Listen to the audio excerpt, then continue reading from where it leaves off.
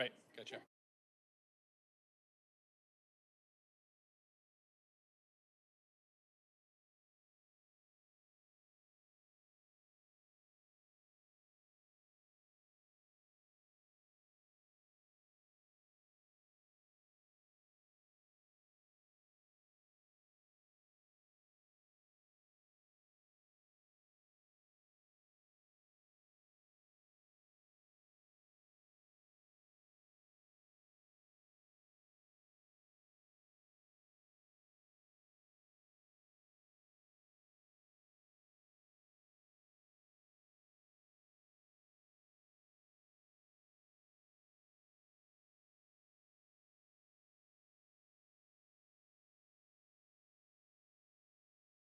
Before we begin, of course, as always, we acknowledge we're on the unceded traditional territories of the Musqueams, Squamish, and Tsleil-Waututh people, and we thank them for their generosity to all who live, work, and play on their lands, and really enjoying working in partnership as we build this great city together.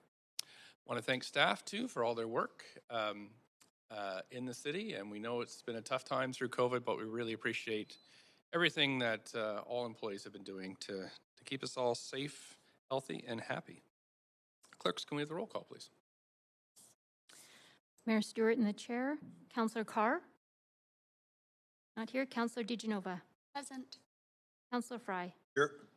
Councillor Swanson? Here. Councillor Hardwick? Present. Councillor Wiebe? Present. Councillor Boyle? Present. Councillor Dominato? Present. Councillor Bly? Present. Councillor Kirby-Young? Present. You have quorum, Mayor Stewart. Thanks. I recognize Councillor Carr just stepped in, so Marker is present too as well. Thanks. So this special council meeting has been called in accordance with section 14.5 of the procedure bylaw. The purpose of this meeting is to provide council an opportunity to hear from speakers on public safety and violent crime citywide, as directed by council through the motion prioritizing public safety, which was considered by council last month. Council will first hear from staff, followed by registered speakers. If we don't conclude our business today, the meeting will recess and reconvene on Tuesday, March 10th, which is currently scheduled as a council reserve. Council may decide if the meeting continues at 3 or 6 p.m. on that day. Did I get it right? I get the wrong one? Yes. Did I say March? Yes. Sorry, I'm already off to a bad start. Tuesday, May 10th. Thanks very much, which is, we can decide later on if it's at 3 or 6. All council were present when the members' motions prioritizing public safety was first introduced at the council meeting on March 29th, and no member has declared a conflict of interest on this item. No decision, of course, is required from council tonight. We're listening and asking questions. Ideas and input from tonight's meeting will assist staff in creating a report back with recommendations, which is anticipated to be presented to council in June of 2022. I got that date right. Okay. The public can follow along on Twitter at PanCityClerk for updates on the progress of the meeting. Members of the public may also send comments to council by using the online web form listed on the meeting agenda. We have a full agenda today, council, so we've been working with the clerks and staff to figure the best way to work our way through this, maximizing information, but making sure we proceed in best way possible. So what I was thinking is that we have 4 staff presentations, and we thought maybe we could go through all 4 presentations and then have one round of council questions for those presentations. And then we could proceed right to the hearing from the public, because there are dozens of folks that are signed up ready to go. So that's a suggestion, and so that's what I'm going to proceed with, but can take advice as we move along. Council is also welcome to send any questions for staff to the Deputy City Manager, Karen Levitt, via email after the meeting. So again, they'll be producing a report in June. So if you have questions that come to you over tonight or any subsequent nights, or even after the speakers are closed, please send them along to the Deputy City Manager. Okay, so we're going to start with Just a reminder too about just not to use gendered honorifics as we're going through asking questions to staff uh, or the public, and just using full name or title is great. So we're turning over to the Deputy City Manager here to begin the presentation. Thank you, Mayor Stewart. I'm Karen Levitt, Deputy City Manager here at the City of Vancouver. Tonight, as the Mayor has shared with us, we're here to take part in a forum for Council to hear from residents, businesses, community delegations to understand concerns related to public safety and violent crime.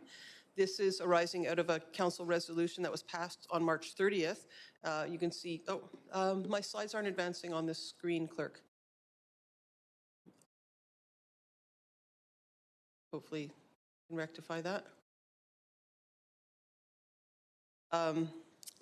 Anyway, I'll keep going while the clerk's figuring that out. We have a number of city staff here in person and on WebEx to, of course, listen to what we're going to hear tonight and also to respond to questions from council. I'll just introduce briefly the four speakers we have, five speakers actually, and that we have Sandra Singh, the General Manager of Arts, Culture and Community Services, followed by Margaret Whitkins from our engineering, Deputy General Manager of Engineering Services, Chief Palmer from the Vancouver Police Department, and then Amit Ganda and Betty Leps, our Director of Parks and Director of Urban Relationships for the Board of Parks and Recreation, respectively. So you're going to hear from these four staff. Collectively, I think it should take that's perfect, that's the right slide now. They should take about a half hour collectively, and as the Mayor said, them and all other staff on the line will be available to answer questions from council following the presentations. So we still don't have my slides advancing. There we go. Thank you. So in terms of who is speaking tonight to council from the public, the council resolution instructed staff to have the following departments from the city speak. You can see them listed there on the left of the screen. Those are the people I just mentioned a minute ago. And then there was a number of government agencies mentioned in the council motion on the right of the screen, whom we also invited to speak. I don't believe we have representatives from these departments, from these agencies speaking tonight, but we do have a number that are here listening to the proceedings. We also extended invitations to over 50 business and community organizations, including but not limited to business improvement areas, community policing centers, and various other nonprofit agencies that are relevant in this space. There we go. So in terms of what's going to happen after this meeting, council, city staff will work with VPD to report back on an action plan by June based on what we hear tonight. And that will be a set of recommendations concerning public safety and violent crime. And at a later date, we'll also scope the feasibility of a community safety and well-being strategy. The intent of that to be to understand and address the roots and causes of inequity and to ensure all residents have access to everything they need to support their safety and well-being. So with that, I'm going to turn it over to Sandra Singh, who's going to start us off for the staff presentations. Thank you. Perhaps, Deputy City Manager, I can just get you to advance the speakers as they go, and so you can queue them up and introduce them. Thanks. Okay, good evening, Mayor and Council. I'm pleased to be here to present the work underway in ACCS to support community well-being and safety for all. As Council knows, the work we do in ACCS, all of the work we do in ACCS is focused on achieving the outcomes of community well-being, whether it's the direct services we provide through our social operations, the in-kind and direct support and partnership we provide to the arts and culture and social services sectors, the policy work we do in partnership with community and city departments, and the spaces we create and provide across the city through our leases. All work in ACCS is accomplished through partnerships and in relationship with others, and we rely on these partnerships to ensure the work has meaningful impact. For tonight, I will focus my presentation on the work of two ACCS departments, Social Policy and Projects and Housing and Homelessness Services. I'd like to thank the staff in those departments for their dedication and work, and I would also like to acknowledge the many community organizations, social and housing service providers, BIAs, CPCs, and social enterprises, community members with lived experiences, city colleagues, and of course senior government, BC Housing, VCH, and public partners such as VPD, all of whom partner with us on a daily basis to do the work I will describe in this presentation. I would also like to thank Council for your ongoing leadership and support of this work. As Council knows, Vancouver is at the intersection and epicenter of several global crises that create intense challenges for our community locally, as well as in our region, province, and country: the mental health crisis, overdose crisis, and the housing crisis. There are many social and political determinants of mental health and addictions, including poverty, homelessness, unemployment, social isolation, stigma, criminalization of substance use, systemic racism, and colonization. These factors intersect and were further exacerbated by COVID-19, placing people who are impacted by multiple factors at greater risk for mental health and addictions issues. It's important to remember also that 1 in 5 of us will struggle with mental health in our lifetime, and the World Health Organization notes a 25% increase in depression and anxiety due to the COVID pandemic, impacting youth and women in particular. And of course, there is also a global housing crisis. And the last time a global survey was attempted by the United Nations in 2005, an estimated 100 million people were homeless worldwide, and as many as 1.6 billion people lacked adequate housing. That was 15 years ago. Imagine the numbers now. So as you can see with these headlines, these intersecting crises facing us here in Vancouver are reflections of larger global trends. Before I speak about our work in ACCS, I want to spend a moment to reinforce the importance of addressing the ongoing overdose crisis, of which we are now in the 6th year. As Council knows, the crisis is driven by a toxic, unpredictable, and unregulated drug supply. While there are many regional variations in the drivers of the crisis, structural violence, prohibitions against illicit drug use, and stigma consistently play a central role. Criminalization of people who use illicit drugs leads to incarceration and marginalization, as well as to further isolation and violence, entrenched poverty, and a cycle of trauma. During the first year of the pandemic, there was a 95% increase in apparent opioid toxicity deaths across Canada. April 2020 to March 2021 saw 7,224 deaths compared to the year before, which saw 3,700, already too high. In 2021, 527 people died of overdoses in Vancouver alone, 527. This added to the 419 in 2020 and added to the hundreds more in previous years. With Council's direction, just over a year ago now, the city submitted a Section 56 exemption to the federal government to decriminalize poverty, to decriminalize simple possession. This is a key first step in turning the tide on the overdose crisis, contributing to community safety.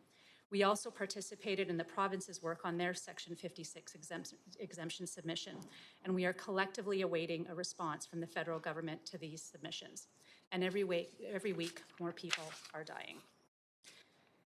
Population health research, along with decades of evidence-based city policy and program investments, recognize that community safety and well-being is improved by addressing the broad social determinants of health essential to community well-being for everyone.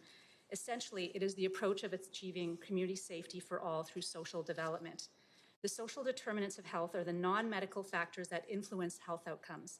They are the conditions in which people are born, grow, work, live, and age, and the wider set of forces and systems shaping the conditions of daily life. These forces and systems include economic policies and systems, development agendas, social norms, social policies, and political systems. The 12 determinants shown in this wheel fall into 5 general groupings: economic stability, health and healthcare, education access and quality, social and community context, neighborhood and built environment. You may notice that these reflect the basic necessities of life: housing, food, income, and education, as well as health and well-being. This framework highlights that safety is part of public health and can be addressed in a similar manner. An example to consider is how economic inequality in a community might lead to greater likelihood of theft, how lack of adequate access to indoor daytime space or lack of meaningful daytime occupation may increase likelihood of street disorder during the day.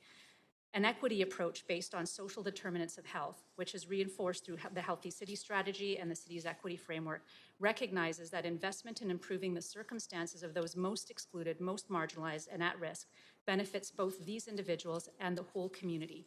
In short, we all do better when we're all doing better. As I noted in my opening remarks, ACCS works in all the realms of these health determinants in proactive ways that determine and promote public safety.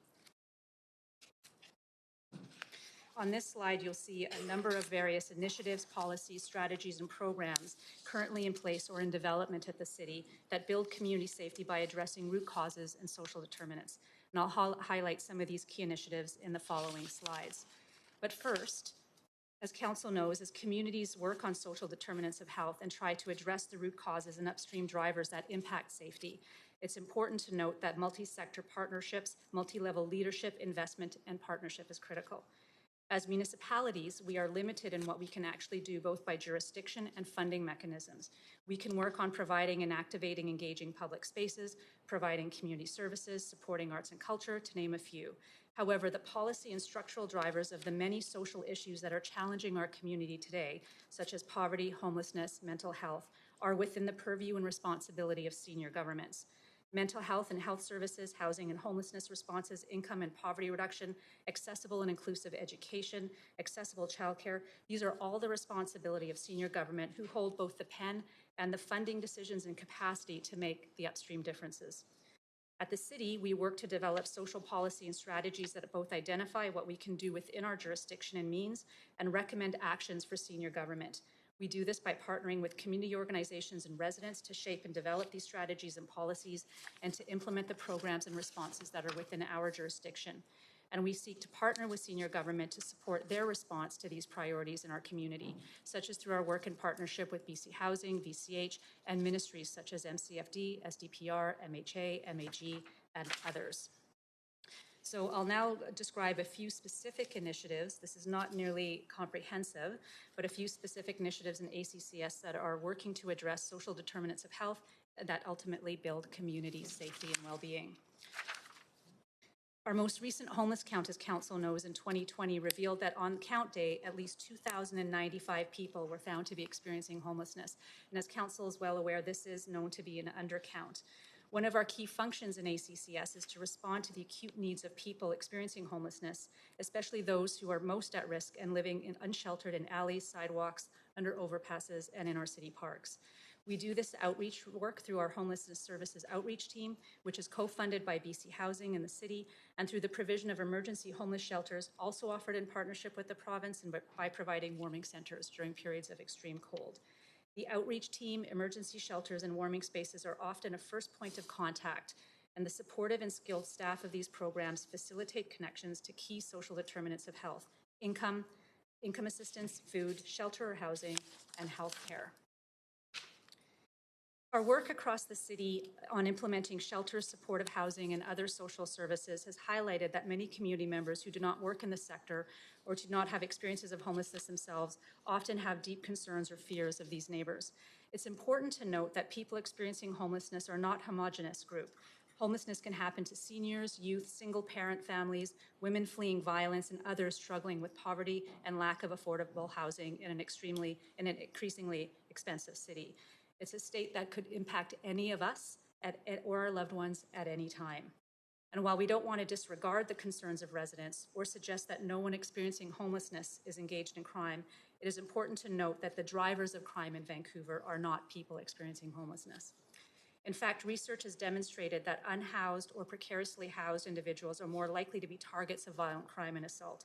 A 15-year study conducted in Denmark, published in 2020, found that individuals experiencing homelessness are 7 times more likely in females and 4 times more likely in males to be the victim of a violent crime compared to the general population. And a study of individuals experiencing homelessness conducted here in Canada found that 72% of respondents had been victims of crime within the previous year. Compare this to the 2019 Stats Can data that 1 in 5 Canadians, or 20% Canadians or their households, were impacted by one of the 8 crimes measured by the GSS.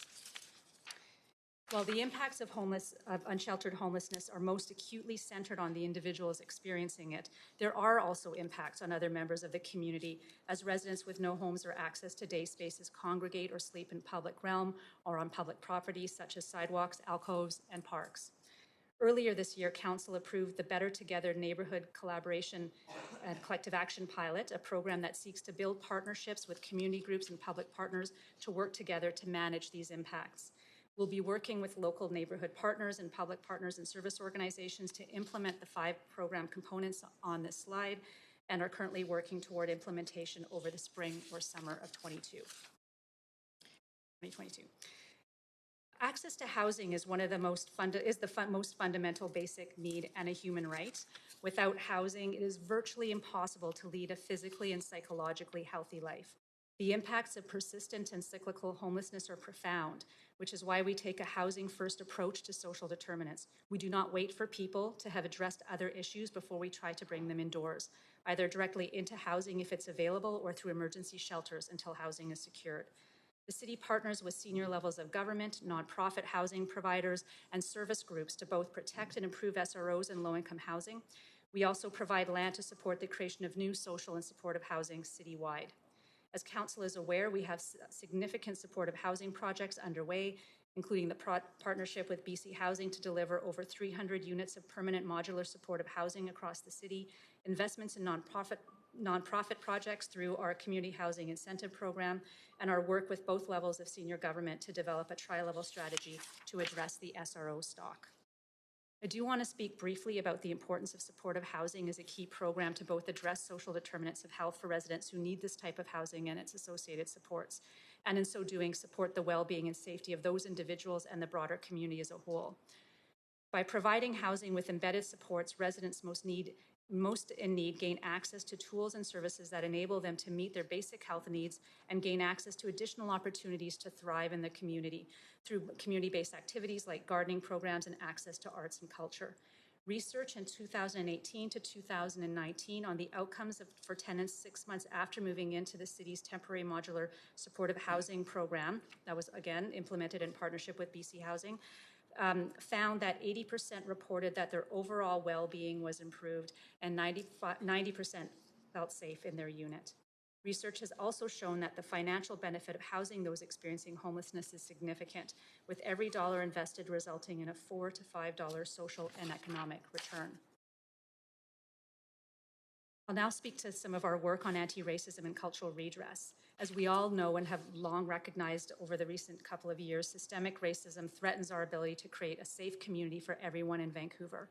Across Canada, race ethnicity is the largest motivation for hate crime, and there were significant increases in anti-Black and anti-Asian police-reported hate crime in 2020.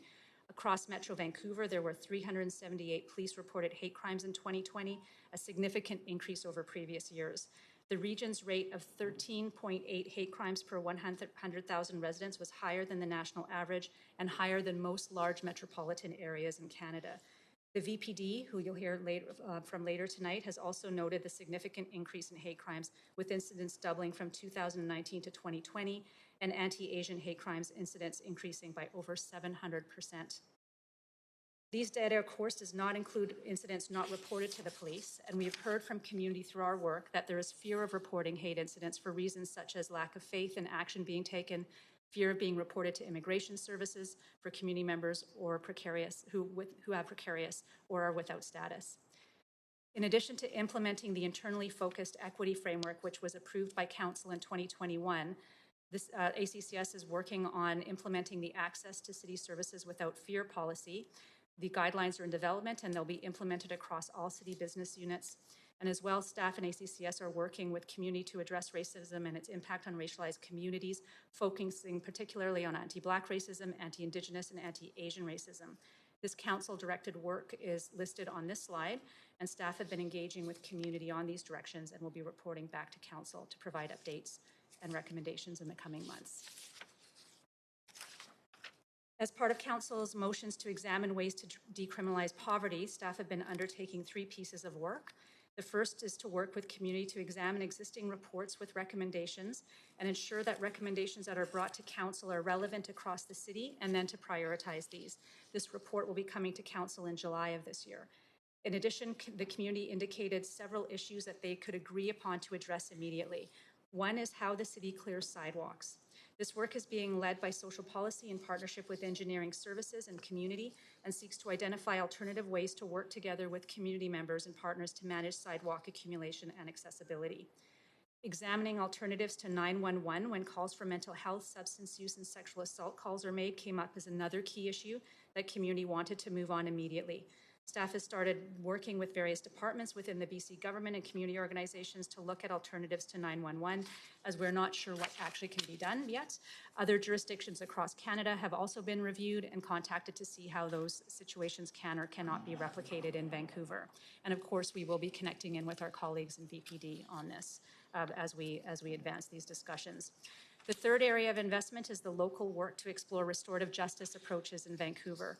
Restorative Cities aims at disseminating restorative values such as inclusion, participation, respect, responsibility, solidarity, truth-seeking in different settings where conflict may occur, such as families, schools, neighborhoods, sports organizations, workplaces, intercultural communities, and others. The final goal is to strengthen relationships, encourage active citizenship, and look at conflict as an opportunity for change rather than as a threat. $150,000 in funding is going towards supporting a Vancouver-based community coalition to undertake this work in Vancouver. So all of this work is in very early stages, and we'll be providing updates to Council as it proceeds. Ensuring that there are opportunities for all to benefit from the economy is necessary to building safety. Creating jobs and opportunities for small Indigenous, Black, people of color businesses is part of our community benefits agreement strategy policy, as is new entry-level jobs for people living in neighborhoods with high poverty rates. Providing free transit for 6 months to people impacted by poverty showed how necessary accessible transit is for people to access basic needs in their lives.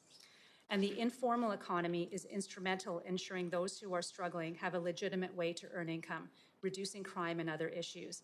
The city's work with community to provide places for informal vending is a key part of the survival economy. As council and operating partners are aware, regular and ongoing engagement with VPD is a key part of providing these spaces. The city has also made a commitment through our women's equity strategy to be a member of the UN Safe Spaces for Women, Safe Cities, Safe Spaces for Women and Girls initiative. A foundational piece of this membership is a scoping study that seeks to understand the safety-related experiences of women and people who are gender diverse. The study has now been conducted, and the results are being analyzed by staff for a future report to council.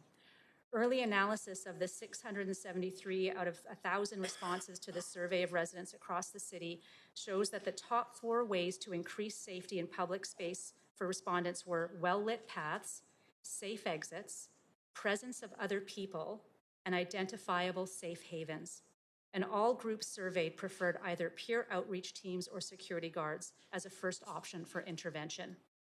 Further, the Murdered Missing Indigenous Women, Girls, and Two-Spirit Project in the city is examining how the city is implementing the recommendations from the Calls for Justice and the Red Women Rising reports. While doing this analysis, the team has supported several actions while planning with council's support, including supporting the Missing and Murdered Indigenous Women and Girls Day of Remembrance at City Hall in 2021 and the Day of Action at the Art Gallery. The city has also funded Moccasin Mafia, a grassroots group of women who feed, support, and assist Indigenous women living in the downtown East Side.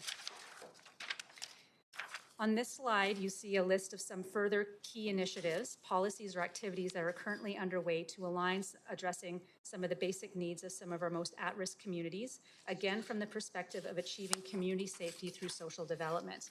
Staff seek to implement evidence-based initiatives and seek to employ people with lived experience to provide accessible and high-impact programming that also then addresses income security for low-income residents who often have barriers to employment. Nonprofit partners also work to directly address neighborhood concerns in real time while also saving lives on a daily basis. One recent urban health and safety program example is our washroom trailer program. Funded initially by the federal government through their Reaching Home program, the washroom trailer program was initiated during COVID to address key gaps in access to water and washrooms. It also highlighted key gaps in these basic human needs already existing previous to COVID. The program, staffed by NPO peers and frontline staff, has had multiplier impacts on people's mental health and wellness, connecting them with housing, health, and employment options, and providing critical life safety during the ongoing overdose crisis. This program is an important reflection of the recognition that disproportionate impacts often require intentional focus on addressing inequities through specially and specifically designed initiatives. And it also highlights the successes we can have when we recognize the need to work differently. So these were just a few of the highlights of the diverse work underway in ACCS focused on the core social determinants of health. As the city and partners move forward to continue to work together to address community safety, it remains important to recognize that the approach that has the long-term intergenerational and sustained impacts is that of building community safety by addressing broad social determinants of health. And as I mentioned earlier, municipalities cannot do this work to support community well-being and safety alone. We require strong collaboration across many sectors with residents. We need approaches that reflect the idea that we are all in this together and that everyone in Vancouver deserves safety and well-being. Thank you. Councillor Kirby Young, I see you on the queue, but maybe you missed this before you came in. We were going to see the presentations. Sorry? Sorry? After. Okay, great. Oh, I'll put you on for, I see what you mean. Okay, great. Thanks. Deputy City Manager. Thanks, Mayor. Next up, we have Margaret Whitcombs, Deputy General Manager of our Engineering Services Department. Margaret. Good evening, Mayor and Council. Thank you for having us speak this evening. Margaret Whitkins with Engineering Services, here this evening with my colleague Taryn Scollard. We're here on behalf of Lon Leclerc, the GM for Engineering Services, who is out of town and regrets that he can't make it this evening. There are a number of other engineering staff who are also here to listen and to respond to questions as needed.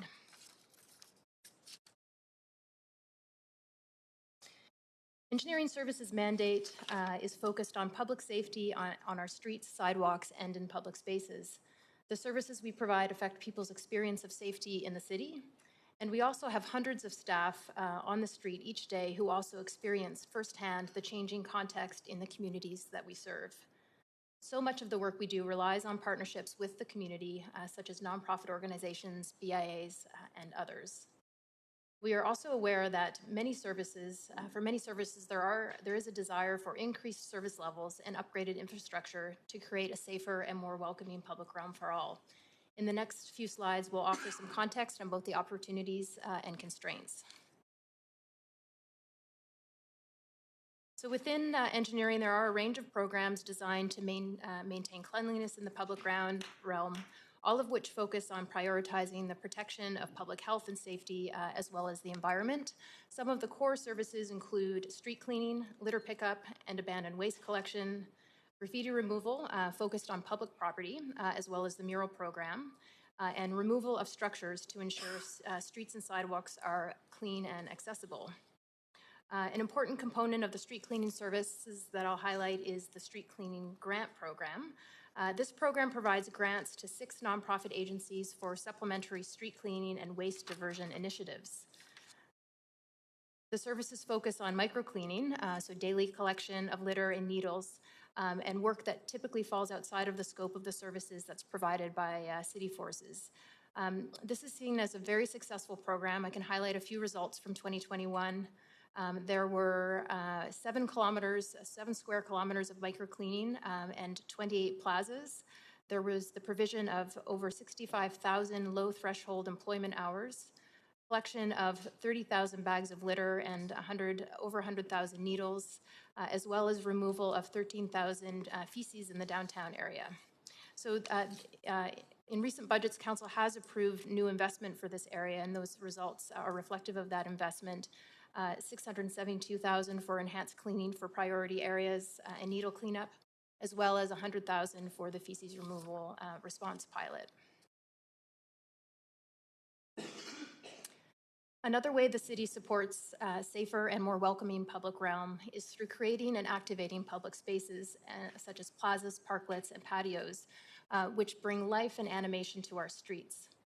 Through the pandemic, we've evolved our approach to be faster and more responsive, really putting our community partners at the center of this work and generally trying to enable more public life. During the pandemic, we rolled out 36 new public spaces and over 700 temporary patios.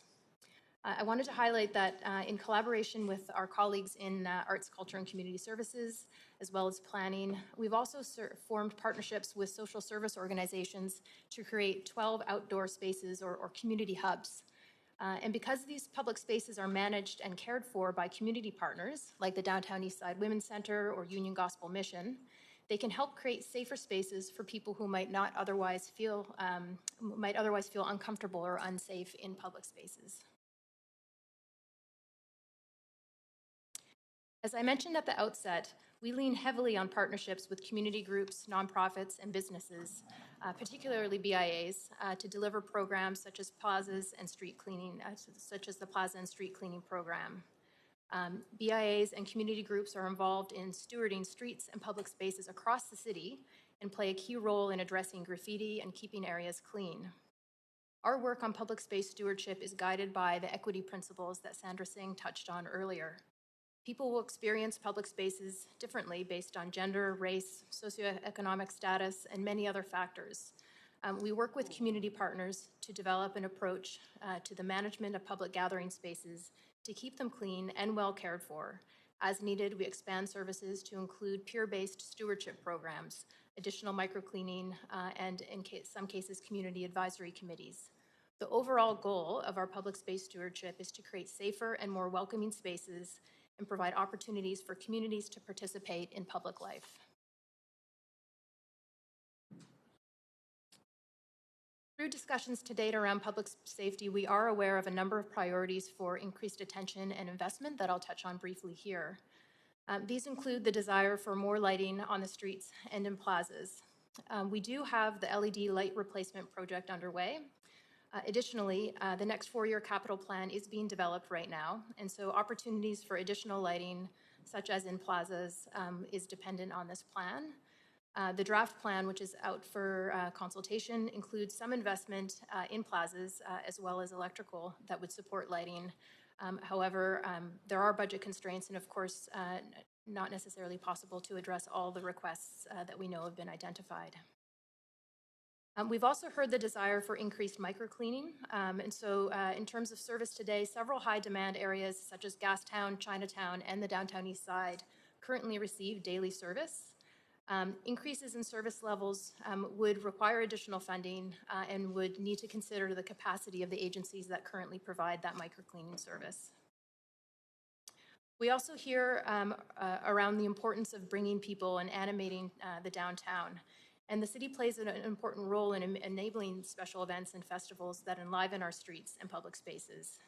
We are interested to continue working with BIAs and other event organizers to support their vision and to continue to expand the positive uses of public space.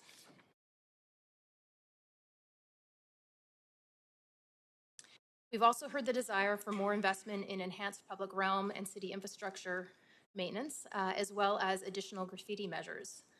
In these cases, additional budget would be required to alter the current service levels.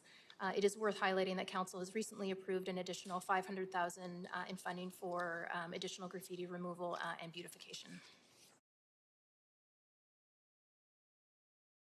In conclusion, Engineering Services is committed to working towards a safer and more welcoming public realm through a range of initiatives.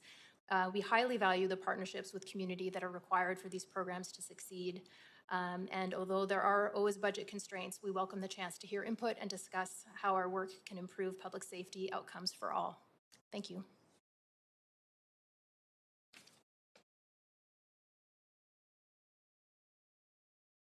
Thanks, Margaret. We now have Chief Palmer from the Vancouver Police Department.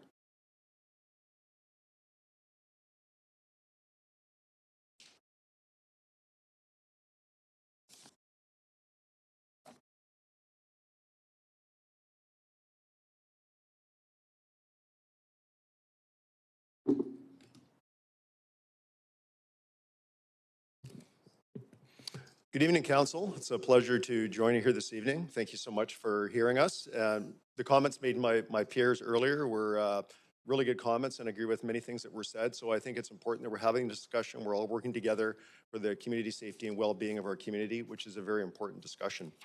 I just want to say it's been a very hectic 24 hours in Vancouver after the situation we had at 5th and Commercial last night, where gunfire erupted on our streets. And I appreciate some members of council who reached out and expressed their support for our officers under these trying circumstances. So thank you very much for that. I'm joined today by Deputy Chief Howard Chow, who's in charge of our operations division, all the uniform officers in the police department, and Deputy Chief Fiona Wilson, who's in charge of all the detectives and investigators and oversees all major criminal investigations here in the city of Vancouver.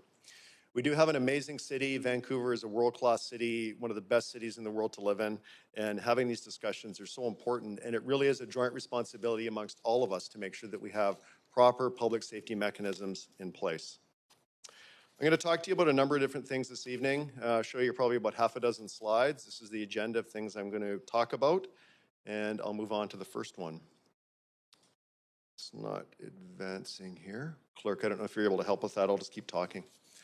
Yeah, thank you very much. So violent crime is the first thing I want to talk about, and we have talked a lot about crime. There's been a lot of stories in the media about violent crime, property crime. Is it up? Is it down? I'm going to give you the messaging on that. It's consistent messaging, what we've said the whole time. And I've heard a lot of armchair quarterbacks talking in the media, trying to give their interpretation. Nobody knows our data better than we do, and I'll tell you what the facts are, what's happening here in Vancouver.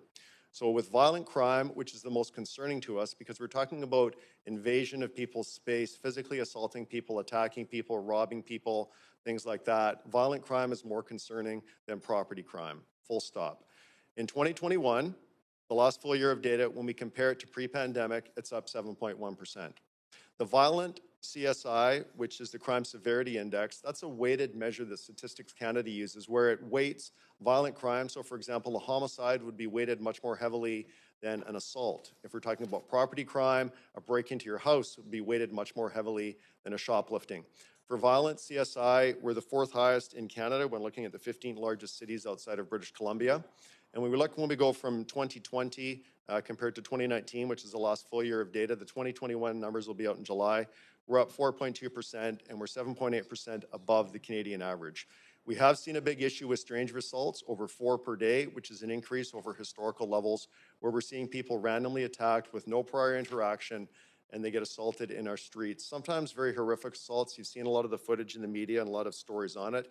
It is an issue that we're concerned about. We have had good success in arresting people and bringing people to justice, but there's a whole host of issues that go into that. When we're talking about hate crime, this is a very long discussion. I'm just going to boil it down to the most recent stats. Sandra Singh was correct. When we looked at 2020, it was up about 715%. When we're looking at the most recent year, 575% anti-Asian hate crime numbers over historical numbers.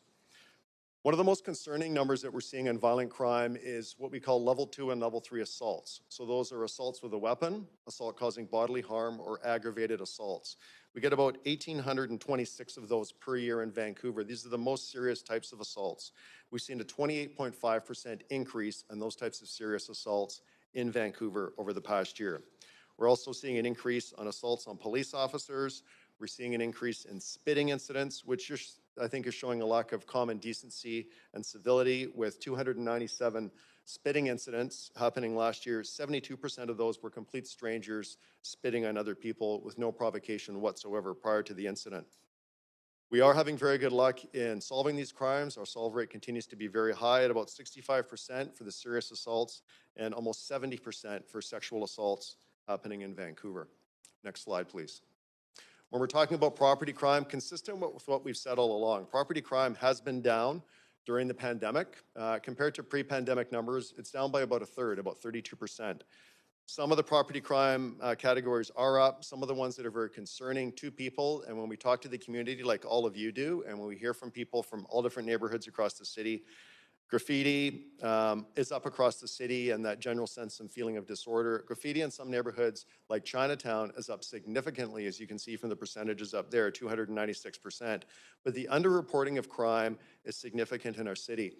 And the general feeling of being unsafe as compared to the crime stats is also a real thing in our city. I'm just going to draw your attention to a recent story that's been out recently, just in the last couple of days. When we're talking about Chinatown, which is a particularly hard-hit neighborhood in our city, in the unit block of East Pender Street, somebody took a gold metal dragon. It wasn't made of gold, but it was gold in color. But a gold metal dragon with significant significance to the Chinese community in that neighborhood. And a person brazenly climbs up on the roof of a building in the unit East Pender with a hacksaw, chops down this dragon, and takes it away for scrap metal. It's disrespectful and it's disgraceful to see that in our community when people are resorting to, pardon me? Sorry, sir. We're listening to the chief here, and I just asked the gallery to just respectfully listen to the speaker. Thanks very much. So we're seeing a lot of those crimes that, if you want to look at that crime, that would be considered a theft, and it would probably be a theft under $5,000. So in a crime stat, it wouldn't look significant, but the impact to the community is very significant. We're also seeing a huge increase in glass breaks, which are up 48%.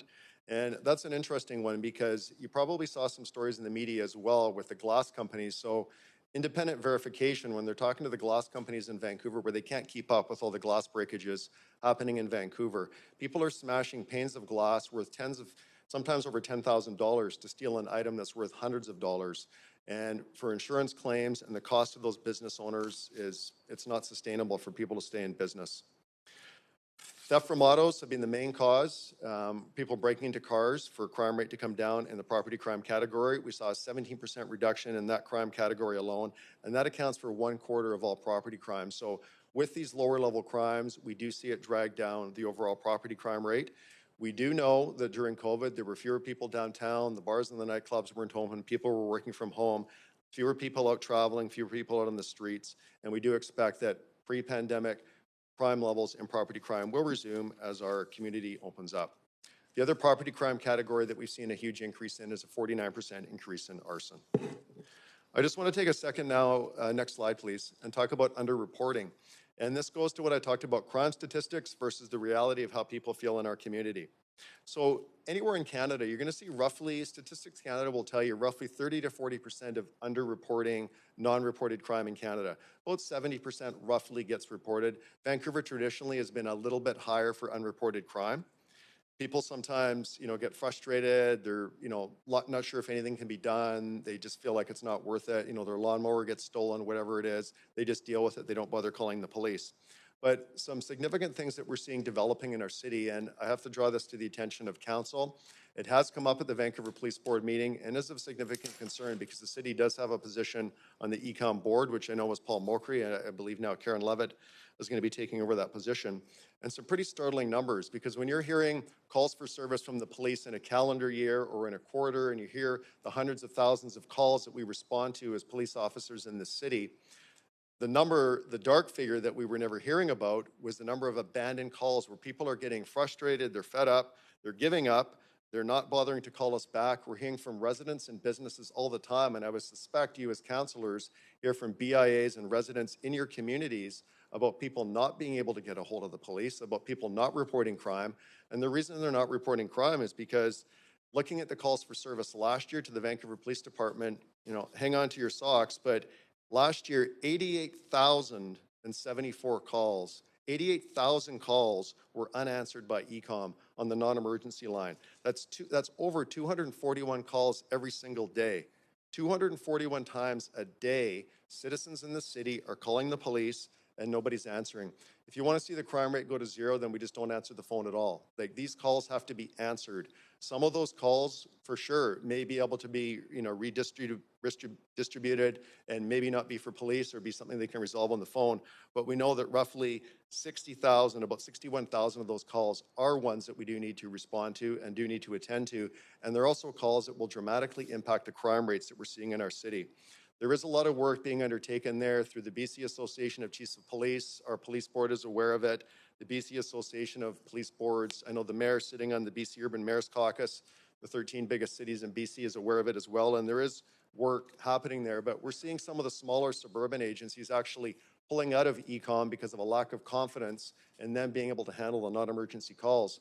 And the irony is that when a citizen in this city picks up the phone to call the police, they think they're talking to VPD, but they're not. They're talking to a third-party service provider who's not providing the service that we expect in this city. Next slide, please. I just want to remind council that sometimes we get, so wrapped up in this world of talking about crime rates. Crime's up, crime's down, this percentage, this number, that number. Here's the reality check of all the other things, though, that police deal with that are not crimes, that don't show up in crime stats, but show up in our calls for service. This is a small list. I have a much larger list.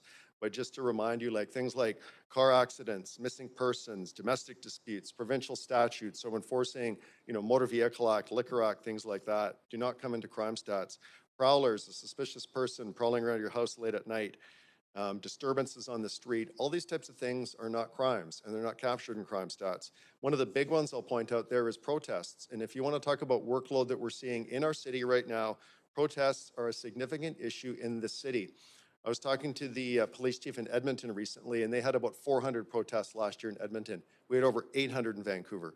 Vancouver is the epicenter for protests in British Columbia for sure, and in many cases, Western Canada. And we're seeing some of particularly the environmental protests, who are now realizing that you do these protests in remote areas of our province, on logging roads or in remote forested areas where nobody will see you except a few loggers and the odd media that will show up and take a quick picture. The only people that you're really disrupting are a few logging trucks and the RCMP. They're realizing that if they bring that fight into the cities, into the urban areas of our country, and they're telling people that on CKNW and in the mainstream media, they're talking about this openly, how they want to disrupt critical infrastructure. They want to slow down the Canadian economy. They want to overwhelm the police and the jails and the court system. They want to shut down the ports, the rail lines, major intersection and bridges, and we're seeing that. We're seeing people shutting down bridges from North Vancouver into Vancouver, both major bridges, gluing themselves to the highway and stopping cars in the middle of the road and creating a major backup during rush hour in our city. These are very labor-intensive and very difficult events to police, and we're dealing with them every single day in our city. And the numbers are higher this year in 2022 than they were in 2021. So again, hang on to your seats because we're in for a bit of a ride with protests here in Vancouver. Next slide, please. I'm almost done. I'm just going to talk about a few things that we're doing with our response because there's a lot we're doing. We're not just sitting here complaining about it or talking about all the issues. Your Vancouver Police Department is working on these issues. We're heavily engaged with community, with our board, with other stakeholders, and we've got a lot of great programs in place to deal with these issues. We have focused policing going on right now. A major project, a task force that we've undertaken in the last couple of months is Task Force Agility, where we've been going after the violent shoplifters. We've been going after graffiti people. We've been going after people that are committing violence. Through this project, we've already had 146 arrests for assaults, for thefts, for weapon offenses, 180 charges against people that are causing significant disruption in our city. We've also put out additional bicycle patrols and foot patrols in certain neighborhoods, and through our analytics, which are very advanced in the Vancouver Police Department, some of the most advanced you'll find in North America, putting resources in the right places in the city at the right time of day to deal with the issues that we're seeing that are being reported to us. But the gap, of course, I mentioned, when you've got 88,000 calls a year not being reported, there's a gap there in the data because people can't get through to us. We've done public safety awareness fairs. We've had great uptake from the public on these. We did one recently down at the Roundhouse that was attended by 1,150 people. That's a neighborhood that's been asking for assistance from police and for public safety and for us all to work together. A lot of people attended. We did another pop-up safety tents around the city. First one, 1,700 people attended. Another one, 2,000 people attended.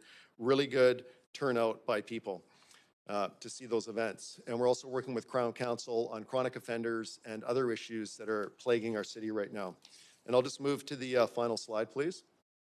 The other thing I want to talk about that we're doing and that really works is partnerships. And we have incredible partnerships in the city with Vancouver Coastal Health. And I want to give a huge shout out to Vancouver Coastal Health.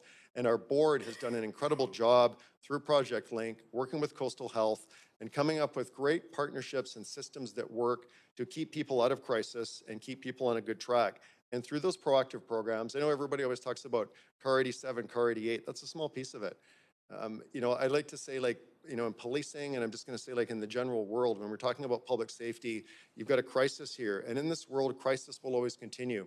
There's going to be another war. There's going to be another terrorist attack. There's going to be another murder. There's going to be another heat dome. There's going to be another sexual assault. Crisis is going to happen in our communities. People will die. There will be negative things that will happen. And in policing, we have to work left of crisis and we have to work right of crisis. We have to work on the prevention side. We have to protect people and keep people safe. And when crisis happens, we have to work right of crisis to respond, to recover from that crisis and be resilient. And we have to be competent in both sides of that, and we are. But it's important to realize it's not one or the other. In these partnerships, where we're seeing the reduction in calls for service to police in the cohort that we're helping through our mental health partnerships by over 50%, and in hospital visits by over 60%, these partnerships work. I'm going to talk about the defund the police movement because that now, we've seen that does not work. It doesn't work in Vancouver. It doesn't work in Seattle or Portland or San Francisco or other places that have tried it. It grew out of this mistaken belief that you have to have either or. You have to have police or you have to have other social safety net supports. You have to have both. It's not an either or proposition. You need to be strong in both areas and you have to provide proper public safety to the people of this city. All the things I heard about, keeping the streets clean, keeping the needles off the street, the feces, the garbage, keeping our sidewalks clean, all these sorts of things. These are important things that other city departments are doing, and they're doing a great job with it. We had the review recently on the VPD.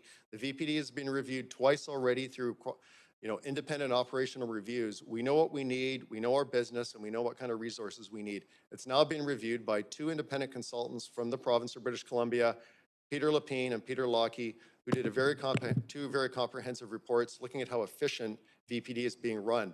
I'll remind you, aside from the fire department, no other department in the city has ever been reviewed like that. The province made that decision. It was the right decision because they know that we made the business case. The police department is to be properly funded. But I will also say that we do need other social supports, and we're very progressive in our view on that. And the things that we're talking about, like complex care, like supportive housing, we support that. We want to see that happen in our community. We've been talking about that for many years. We want to see core and essential services that are the responsibility of the City of Vancouver focused on, and make sure that you've got your eye on the ball there. We want to see more partnerships with Vancouver Coastal Health. The partnership cars were great. We've got leading edge strategies here in Vancouver that other cities in North America are envious of.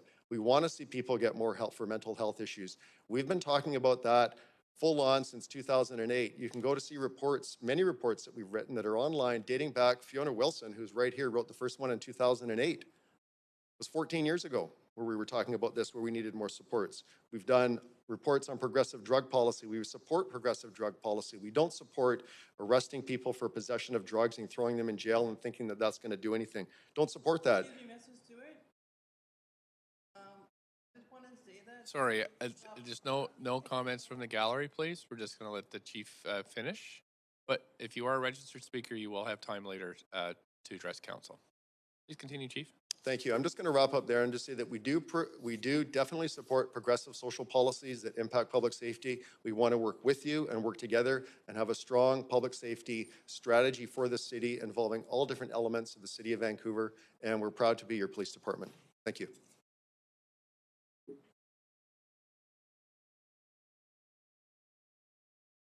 Thank you, Chief Palmer. So now this is the last presentation from Staff Council, and you're going to hear from the Board of Parks and Recreation, Amit Gonda, who's the Director of Parks, and Betty Leps, who's the Director of Urban Relationships. And I'm going to control the slides, so just please let me know when you want me to advance. Perfect. Want to introduce yourself, Amit?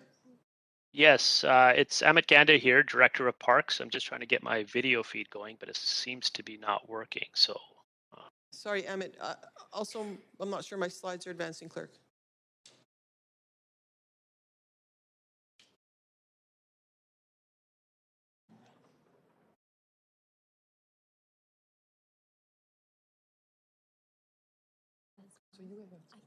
Thank you. Okay. my camera is not working, or it's not picking up the feed. So maybe I'll just proceed with the presentation and then just mention next slide when it's time to move the slide. Does that work? Or will that work? That works. Thank you. Okay, thank you and apologies. So thank you and good evening, Mayor and Council.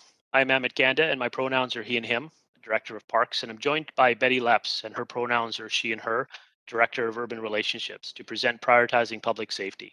Next slide, please. Council will recall Park and Recreation's van play priorities of inclusion for residents. Parks and Recreation are gathering places for all people of all ages, abilities, and backgrounds, especially highlighted during the COVID pandemic. They're a tangible reflection of the quality of life in a community. Communities are safer as a result of well-managed parks and recreation services that offer healthy activities and programming for all people. Decolonization is reimagining public spaces and their use. We know communities are safer when managed. Next slide, please. So what do? There's a lot we do to improve safety in our community. We are an urban center, we face urban issues, and these issues impact our communities. So what can we do to improve? Well, if we continue to add the following, we know that safety in public spaces improves when parks are cleaned, graffiti-free, spaces are used positively, and relationships are built and exist on the ground. This is park activation, park cleanliness, park rangers, washroom maintenance, and urban relationships. Next slide, please. In places throughout the city, Parks and Recreation has supported community events and programs that seek to connect various members of community and shared creative projects. One such project took place at Annie Livingston Park, which took a harm reduction through the arts approach. It was a collaboration among surrounding community groups and artists, and throughout its run saw more than 800 diverse participants. They connected as they worked side by side and learned from each other's stories. Participants included people with lived experience of substance use and homelessness, vulnerable seniors from neighborhood low-income housing, Rousedown school families, and folks from the False Creek Residents Association. So what is their belief here? Parks firmly believes that if we activate our spaces, we're better positioned in relationship building and not reliant on an enforcement. What started out as requests for increasing patrolling and control in parks has evolved into requests for more artists and art projects. This is just one example of hundreds. Next slide, please. Team Urban Parks, or Team Up, is an interdisciplinary and interdepartmental group that works strategically to develop innovative solutions for complex issues in urban park spaces, with a focus on approximately 20 parks, priority parks in the city's urban core. The work includes strategical collaboration in establishing and building relationships. Staff teams expand park programming to access for diverse populations by activating spaces through arts, recreation, connection to nature, and environmental stewardship. Developing these strategies to sustain park activations alleviated tensions and improved safety and park user experiences. Next slide, please. A number of pilot activations were trialed prior to the pandemic in 2019. The focus of this work is to bring the diverse communities who use the park into the same sphere, to give people a chance to share space, maybe learn a bit about each other, and engage as they felt that they were able to. The work had strong, easy access, intergenerational focus powered by the Gil Penaloza's concept of 8 to 80 problem, designing cities for young and old, that we strive to make space safe and accessible for 8-year-olds and 80-year-olds. It's a simple question. How can cities create neighborhoods that work well together? This work included summer pop-up intergenerational dance events at Annie Livingston and Thornton Park, and 21 days of children and family crafts, active games and sports. This work gathered casual and repeat participants, as well as clusters of watchers and listeners. You could stand and watch for 5 minutes, watch and listen and tap your toes from a distance, or stay, play dance for 2 hours and have fun, safe, engaging experiences. These initiatives provide great opportunities to learn about the logistics of presenting accessible programming in parks, as well as keys to doing work with a community development lens. It's all about relationship building. Providing opportunities to strengthen community connectedness and social belonging are at the core of park activation. Next slide, please. Across British Columbia, including Vancouver, parks and green space and urban centers are facing pressures to accommodate a variety of uses amid growing populations and smaller private living quarters.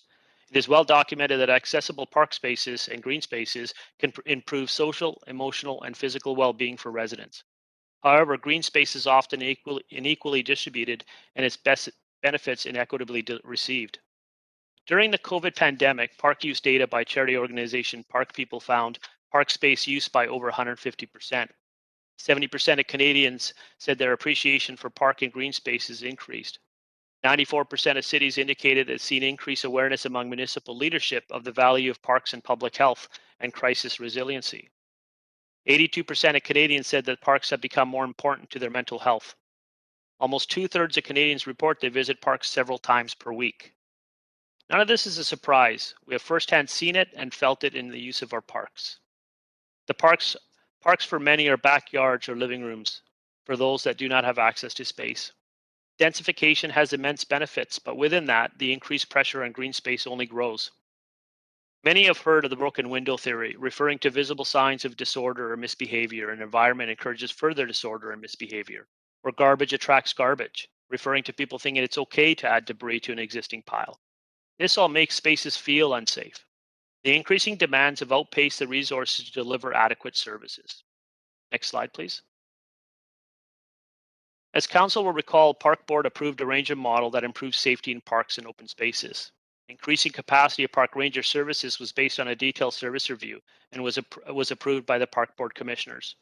The park ranger model requires an increase of staffing levels, but without financial support, the model is not attainable. When the plan was approved, it was increase the service model to deliver more services to build relationships, supports, education, and awareness. We have the model, just need the financial support to deliver the full park ranger model that will improve safety and welcoming people to our parks and recreational spaces. Next slide, please. Park washrooms represent approximately 65% of all public washrooms. Safety is foundational for having positive experience of public space. High use and an increased range of uses greatly impacts maintenance requirements and puts more strain on an already overused park washroom system. Keeping up with these pressures to provide clean facilities is a challenge for operations staff who service them. Washrooms should be clean, functional, accessible. They're a basic public service and the right that everyone is entitled to. It's important to recognize that successfully providing washroom services across Vancouver will require continued efforts from both the park board and the city. Many people, including seniors, individuals with mobility challenges, plan their routes by knowing where they can access public washrooms. We recognize service levels of cleanliness and their importance. We're currently working on an increased delivery plan and we'll be bringing that forward. I will now hand this over to Betty for the next section. And next slide, please. Thanks, Amit, and good evening, everyone. We've heard today, and especially right now with Amit's conversation, around the key importance of relationships throughout all, the collaboration work that's needed, the relationships with community, with spaces, with what we do. And this is new for the Parks Board, Parks and Recreation. And what it is, it's the urban relationships. And what we hope to do is build on community resiliency. And one of the words that come to mind for me is the South African word Ubuntu. And Ubuntu is a quality of life that includes essential human virtues like compassion and humanity. And our goal is to look at all these areas that Amit just spoke about with that lens and be able to build relationships and support people in learning and understanding and work together. And throughout tonight, we've heard about the importance of collaboration. And this is what I call a web of support. Each of us is bringing our expertise, our lens, our work, our life experience with everything that we do, and we're creating this web of support. And with creating that web, our hope is to build resilient communities, resilient individuals that take ownership of their spaces. And we all know that once we take ownership of our spaces, that we see it through a different lens, that we respond to it through a different way, and that we support each other for the success of that environment and that space. So our hope is to create a safe and diverse and equitable space for all to utilize. Next slide, please, and I'm going to pass it back to Amit to summarize. Thank you, Betty. Parks and Recreation improves the park experiences for everyone and will continue by fostering a system of parks and recreation spaces that are safe and welcoming to all. Our activation of park spaces and services remind us of the benefits and the deliverables. In closing, an example of success is Oppenheimer Park. It involves community engagement through our park planning department that built the relationships. Carnegie and our recreation department activated the park space that strengthened the relationships. Increasing services to washrooms, rangers, and park maintenance to support the space use. It involved working with our partners, engineering, Vancouver Fire, BPD, ACCS. We can't do this alone, and this has been mentioned by many of the speakers this evening. Visiting the park today, you will find positive change and a well-used park that is safe, clean, and welcoming. In Parks and Recreation, we take public safety seriously. We know all of our staff are working at or beyond capacity, yet continue to work hard. We know the pressures in our park spaces are not going away. It's no secret that if we add resource capacity, it will increase safety. I'm going to guess, and you can echo this across all of our partner departments, that resources are a struggle. That concludes our presentation. Thank you.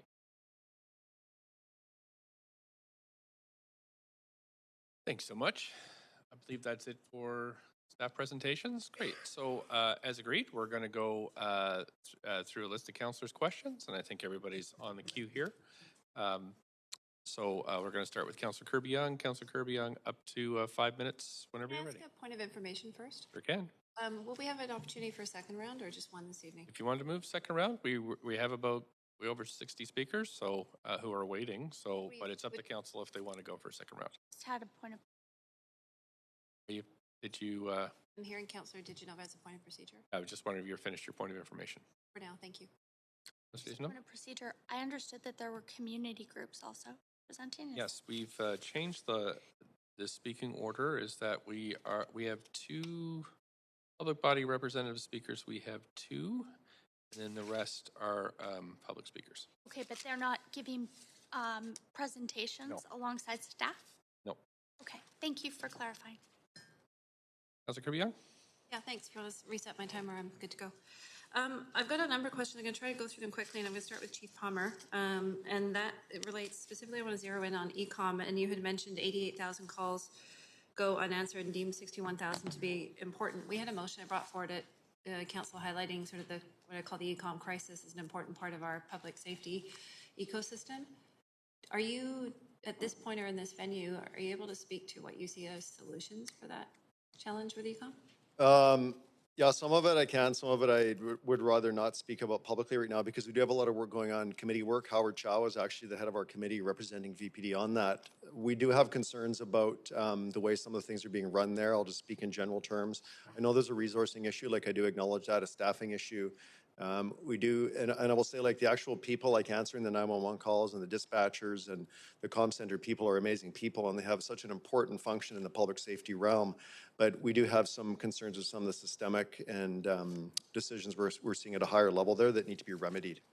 There was a report done by PwC, so there are some good things coming out of that, but more needs to be done. Yeah, thanks for referencing the PwC report. I've read that. If it was e-com or a variation or evolution of alternative service, I know there's a lot of discussion with the police review of release recommendations today. Would the VPD actually be able to respond to those 66,000 calls today if they came through to you? They're all going to depend on what kind of call it is. So some of those calls, yes. Some of them, maybe not. Some of them, we may have to turn to alternate response, like internet reporting, telephone reporting, not being able to respond and just explain to people we don't have the ability to do that, some of the lower level calls. But we would still have a mechanism in place to record them and get the crime data so we know where things are happening in our city and know how to respond. But you're right. I mean, when you do have more calls for service and more call out, it's more taxing on the officers. That's why when we did do the operational review, it was a 5-year plan. There's still 2 more years to go on that, which would account for those types of gaps. Okay. I could ask you more, but I want to spread my questions around other departments, and I have limited time, so thank you, Chief Palmer. On specifically ACCS and for Sandra Singh, and you had mentioned, taken by a couple things, housing improves well-being and outcomes. You talked about criminalization of drug users. I wonder if you can first of all talk about when you say criminalization, specifically what do you mean? Just so that people are clear on. Sure. I'll ask Mary Claire, our Managing Director of Social Policy, to speak about criminalization of drug users, substance users. The term itself has to do with people who are perhaps homeless, perhaps using illicit drugs, having those drugs confiscated from them for reasons because they're being illegal. And it is been told to us by people who do use drugs that some of these individuals do feel over-policed. Okay, right? but you're referring more specifically to the act of confiscation. If we zero into it, is that's what you're viewing as sort of a key issue? Exactly. And there's also a stigma associated with people who are, who may be homeless, who may be on the street, who look poor, and who have very little means, that they experience being asked to move along, feelings of being over scrutinized, that kind of thing. Okay. And police often called in to have them removed, that kind of thing, right? That's what we're talking about. I appreciate that. I'm just keeping going for time. And then I guess on that note, in terms of, and this is directly for Sandra, and with respect to your comment around a lot of this falls under typically or should the responsibility of senior government, but we see it obviously play out in our streets and public spaces. So what do you think the city should be actually focusing, investing in that's most within our responsibility or ability? Yeah, it's a really good question, and it's you know, through the Healthy City strategy and through the Housing Vancouver strategy, there's an opportunity to develop like focused policy and program responses. So I think, you know, I think a thoughtful and well articulated advocacy plan for senior government around where our priorities are for their investment, and the work that we hope that they would do with us would be really critical. I think within our jurisdiction. Sorry, 1 second. Mayor, can I move for a second round before I run out of time? Okay. Second. All in favor of a second round, yay? Okay. Okay. Thank you. I'll Any come back on opposed? that. Thank you. Okay, we have a second round of questions. Councillor Dejanova, you're up next. Thanks. My first question is for the Vancouver Police Department. And I'm just wondering, as COVID restrictions are relaxed and the economy reopens, what do you foresee will happen with crime and violence and disorder in the city? Yeah, thank you for the question. So we do anticipate that, like a lot of other industries, whether you're talking about airlines and people returning to flights, we're talking about public transit and people returning to that, we're talking about the entertainment business, people returning to restaurants and nightclubs and concerts and things like that. The city opens up, the world's going to open up. We are going to see things return to probably more of a regular type pattern that we see with crime in our city, which will mean a significant increase in property crime for sure. Thanks. I'm not sure which slide it was, but you explained that the police gets involved in lots of incidents and some of those aren't crimes. Does that mean that all of this work could be handed off to a different agency? These things that weren't specifically in the realm of policing or what you would define as policing. All of that list of other things, would they go to a different agency? How would you see that working? Well, all the things that we've listed on there are things that we respond to, and we've done, a complete scrub down of the police department and looked at a full review of how we do our operations. And many of those other calls, there is nobody to take those calls, and those are calls that police would take. So we're talking about car accidents, we're talking about missing persons, we're talking about somebody screaming for help, we're talking about domestic violence where there is no assault, but people are still having a domestic dispute and the police need to intervene. So they are the types of calls that you do need trained professionals like police officers to go in, diffuse those situations, de-escalate them, and bring calm back to chaotic situations. Thanks. Last night, council debated and defeated a motion that I brought forward on looking at expanding CCTV camera. However, some council members had said that they would consider this if the Vancouver Police Department asked for it. No. Mayor? Okay. I'm wondering if you could, and I'm sorry to put you on the spot, but could you share with us a little bit about whether or not CCTV cameras are a tool that are helpful for police, or if that's something that you would want to engage in conversation with council about? No, thank you. Don't worry about putting me on the spot. It goes with the territory. I'm totally good with it. It's a good question. So when we're talking about CCTV, I know that sometimes the discussion comes up with the preventative action, aspects of it. Would it prevent crime? There are a lot of studies that will show that, so you can find that, but you can find research on the other side of it as well. But being a police officer for 35 years in the city, I can tell you where the real benefit of CCTV is in the solving of crime, in the investigation. So when I talk to you about left of crisis, right of crisis, left of crisis is the prevention, right of crisis is the crime is being committed, and we use that as a tool to solve the crime and bring people to justice. And we have a whole unit at the Vancouver Police Department called a Forensic Video Unit that reports to Deputy Chief Fiona Wilson, who are specialized experts in dealing with CCTV and breaking down those images. A lot of the images you've seen released publicly with violent crimes, people being pushed downstairs, people having coffee thrown on them, people that have the robbery we just released at the jewelry store recently, those sorts of examples that were, or the Gucci store, the examples that we're putting out like that, CCTV video footage is gold in solving those crimes. And it's great evidence in court as well. The judges and the prosecutors use it wholeheartedly to bring people to justice. So in the solving of crime, it's a no-brainer. In the prevention, you'll get into a debate on it, and I recognize that. And I also recognize it's a complex issue, and you do need to have in-depth conversations with BC Civil Liberties and other groups like that, because it's not an easy conversation, but there's definitely benefits to it.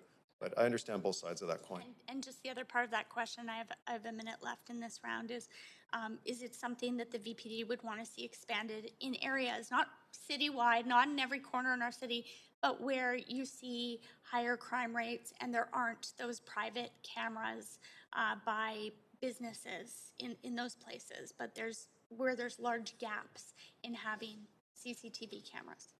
Yeah, there's certain areas of the city where it would be of benefit. I wouldn't be a fan of just blanketing the whole city with it like we see in other cities around the world, but I think in strategic locations, it does make sense. We do have a good handle on where we have private video from CCTV around the city, but there are some gaps that would be helpful for solving serious crimes in our city. That's good to know. I'll come back on for questions in my second round. Thank you. Thank you. Councillor Fry. Thanks, Mayor. I guess the first question is for the General Manager of Arts, Culture, and Community Services. We certainly hear a kind of a political narrative that the social services we provide at the city are scope creep, and they are the jurisdiction of the province or whatever, and that we should stick to core services. I'm wondering what things would look like if we weren't providing those sort of social services. Is there the province waiting to backfill it? Are we treading on? In terms of, maybe I'll offer a few comments and then invite Mary Claire to step in as well. Social services in municipalities across the country are a partnership of multiple levels of government. And so most major municipalities do the type of social granting that we do into the social sector.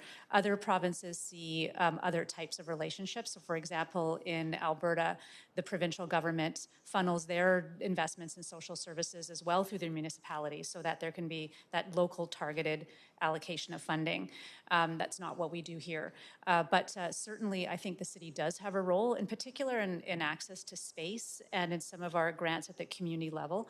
But certainly we do think that social services, many of them should be, we would like to see more support from the province. For example, sex worker safety, and there's a number of other areas of work that are underway right now that are looking very positive, and we're seeing some really interesting work coming out of the province. For example, some of their work in anti-racism. Just to put a finer point on it, the political narrative to sort of defund social services that are outside of our scope, what's that going to look like if we went down that road? Would that I think that will affect public safety? I think it would have a profound impact in Vancouver. It would be devastating, I would say. So I'm wondering then if I could ask the same question to Chief Palmer. And thank you for your team and for your service. And Chief, thank you for your team and your service. I'm wondering if you have thoughts on the importance of, or should we be diverting some of that funding that we are putting into social services? No, you definitely need to put some funding into social services, 100%. But I said that in my presentation. It's not an either or proposition. You need to have funding in those areas. But this is going to go back to my other point, where this city has never taken a holistic look at all of its services.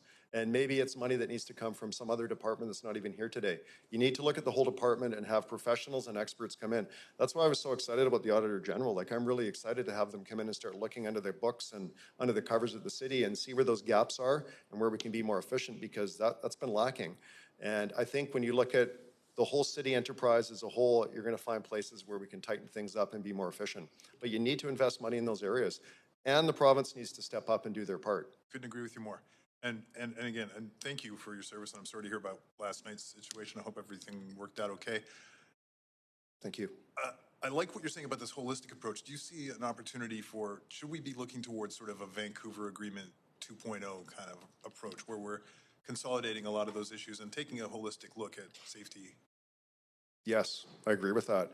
I think that, local government, provincial government, federal government, and health authorities, arenas like that, we need, and nonprofits, there's a whole bunch of people you could bring into it, but Vancouver 2.0 makes a lot of sense. I think that there was some traction on the first one. I think getting everybody together, there's a lot of this going on, people pointing in different directions. That's their responsibility. That's their responsibility. And I get the whole idea that, well, they're not doing it, so we've got to pick it up and do it. But something's got to be done, because it's not working. Like, we're trying to, rob Peter to pay Paul, and not really looking at, I don't think, an efficient review of the entire enterprise or system. It's just too piecemeal and too simplistic, the approach that we're taking. So, and I think I may have heard it from you, but I've certainly heard it from other places, that there's a small coterie of people that are causing a great deal of the sort of, I guess, property crime or just criminal activity. Yep. Is that an issue of the province and the courts, really, that are kind of downloading onto us at the civic level? Well, you know, I got to be careful what I say about the courts because I don't want to be in a, you know, I'm in the justice system. I don't want to say anything negative about the courts, but I want to say it is a joint responsibility of all of us. Courts are a part of it. Police are part of it. The whole social safety net system where we're talking about poverty, addiction, mental health, homelessness, all those issues that we're well aware of. All of these things contribute. Crime, public safety is all part of that. It's all one big system. And there's just a real lack of cohesiveness where everybody's getting together talking. There's piecemeal stuff going on and some great work, like, you know, as I mentioned, between police and mental health. And there's some other great projects as well at the city and at the provincial level. But nobody's in charge. Like, nobody's in charge of the grand picture, and particularly troubled neighborhoods in our city, like the downtown east side, Gastown, Chinatown. Who's bringing that all together? Like, I've got my areas of responsibility. The fire chief does, Sandra does, Margaret Whitkins does. Everybody's got their piece. We can all talk, but then you've got provincial and federal entities. Some are at the table, some aren't. It's too disjointed. I have always been a big proponent, like in our report on Project Lockstep, and I spoke to the special committee reforming the Police Act on this issue, how we need to have better coordination at the provincial level and have either a minister or a deputy minister or somebody at a high level of government that can coordinate all of those responses and have a holistic safety plan, because we don't have it right now. Thanks, Chief. I'm out of time, but I'll. Councillor Boyle. Thanks. Thanks so much. And actually, I think my questions follow well from Councillor Fry's. So really appreciate all of these presentations. I'm sorry I couldn't be there in person, but I am on childcare duty as well. My first question is for Sandra and her team in ACCS. I'm wondering, I've really appreciated this conversation about the need for adequately funded social services as part of our public safety response. And I'm curious to hear from ACCS if you had more funding, if we were fully or adequately funding the social service work within the city's jurisdiction that you're taking on. Is there more that your department or staff could be doing to improve community safety and well-being, and what would that look like from a ACCS workload or lens? Thanks for the question.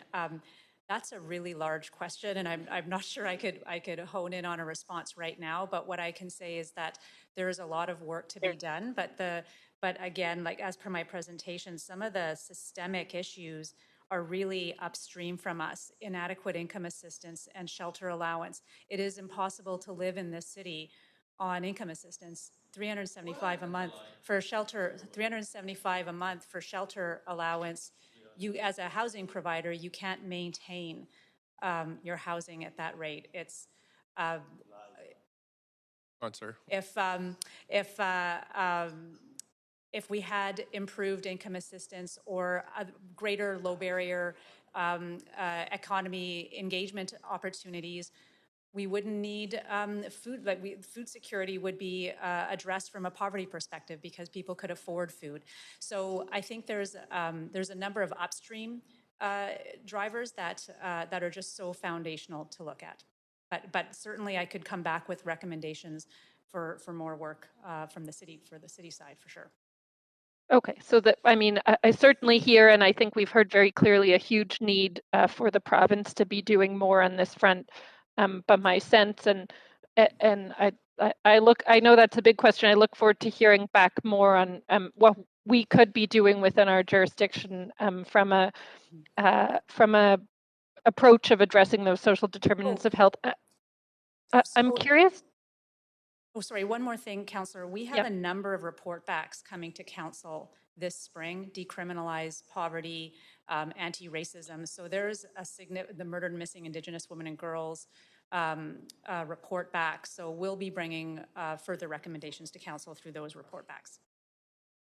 Okay, appreciate that. I'm curious, and I don't know if actually quite who this is a question for, but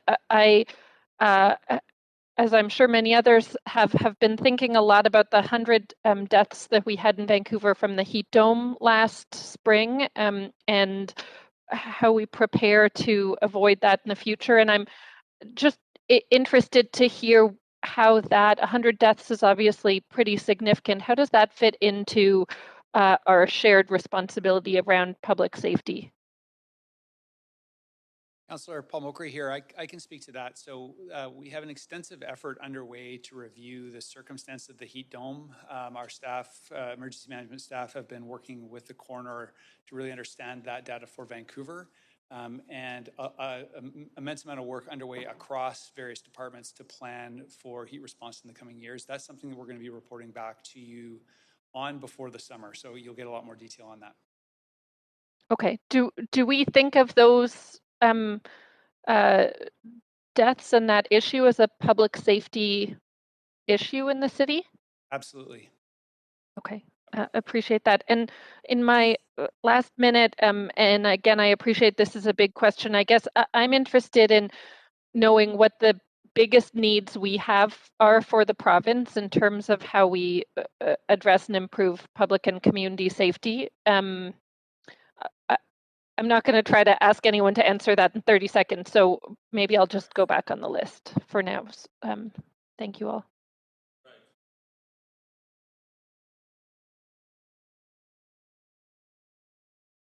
For an answer, looking for an answer, Councillor Boyle? No, sorry, I just said I'll come back on. That was a Okay, big great. question to throw in at the very end of my time, so I'll come back. Thanks. Thanks very much. Councillor Bly, up to 5 minutes.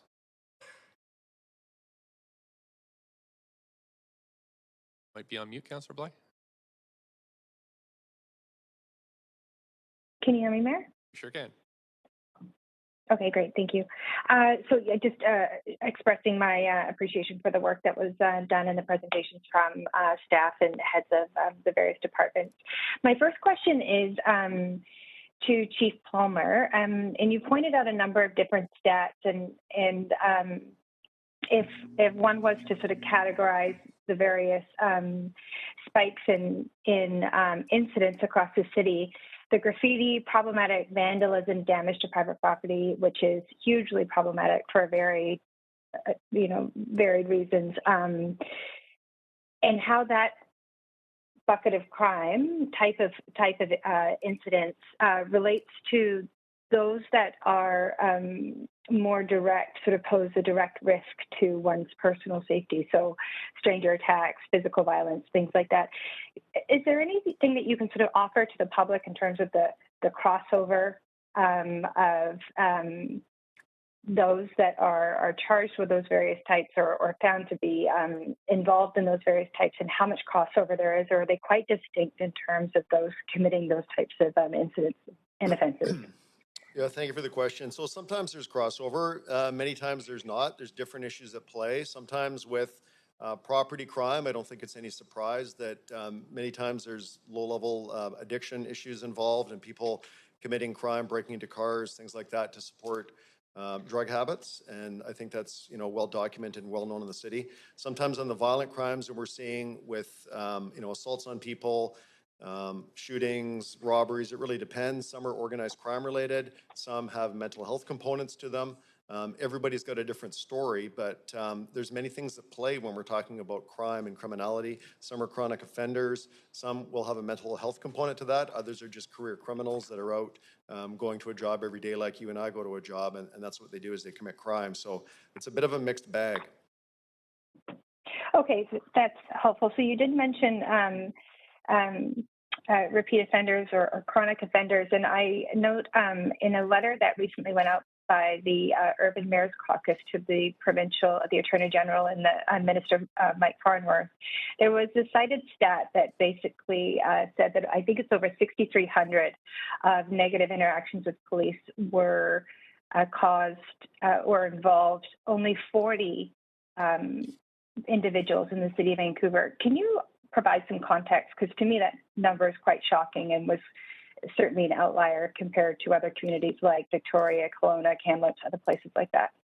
Well, if you want to hear the real shocker, the 40 is just our super chronic offenders that are completely off the chart. So those 40 people that we're talking about there, those people have an average number of convictions of 54 criminal convictions each.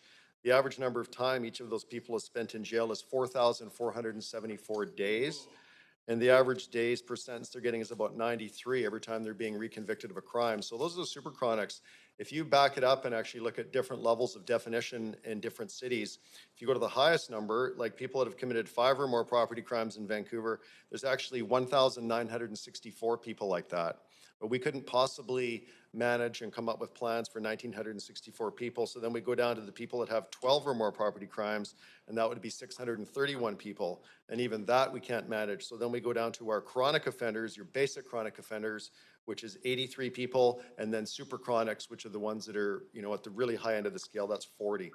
So it's an escalating or de-escalating scale, depending how you look at it. But we've got very good data and numbers, and we do have a chronic offenders unit that does go after people that are committing the most crime in our city. And it is always a small number of people committing the most amount of crime, absolutely. And chronic offenders exemplify that. Okay, I have another bigger question, so I'll go back on the queue. So just following up to that, you mentioned sort of talking about the city sort of taking a sort of zoomed out approach and looking at all of our departments and how we're working together and the excitement around the Auditor General, Office of the Auditor General.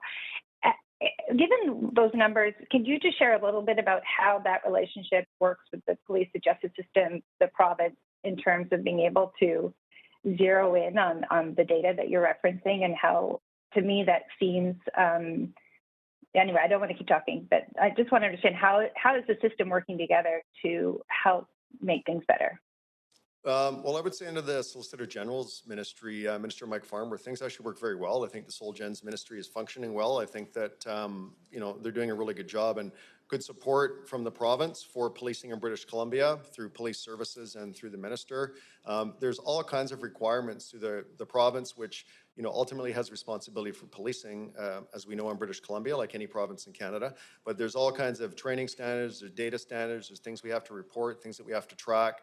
And in addition to that, there's many things that we track through our board, and also things that we track through the city as well, through our key performance indicators, our annual business plans. There's many, many things that we're tracking and that we're aligned on, but we got good data on a lot of things. But I think where there's still that disconnect, as I mentioned, is that not all of the different areas, because sometimes they're different government areas of responsibility don't work as cohesively as possible. So just, another example of it would be like, if you think about the downtown east side or the Strathcona neighborhood, where we do get a lot of calls for service and a lot of concerns from residents and people in those neighborhoods, you've got, poverty reduction, you've got employment issues, you've got housing issues, you've got criminal justice issues, you've got attorney general issues, education. There's so many different ministries, social services that all from the provincial government overlap in that neighborhood, but there's nobody really pulling it all together. There's a lot of silos happening in government, and you can see it at the city level as well. You've got,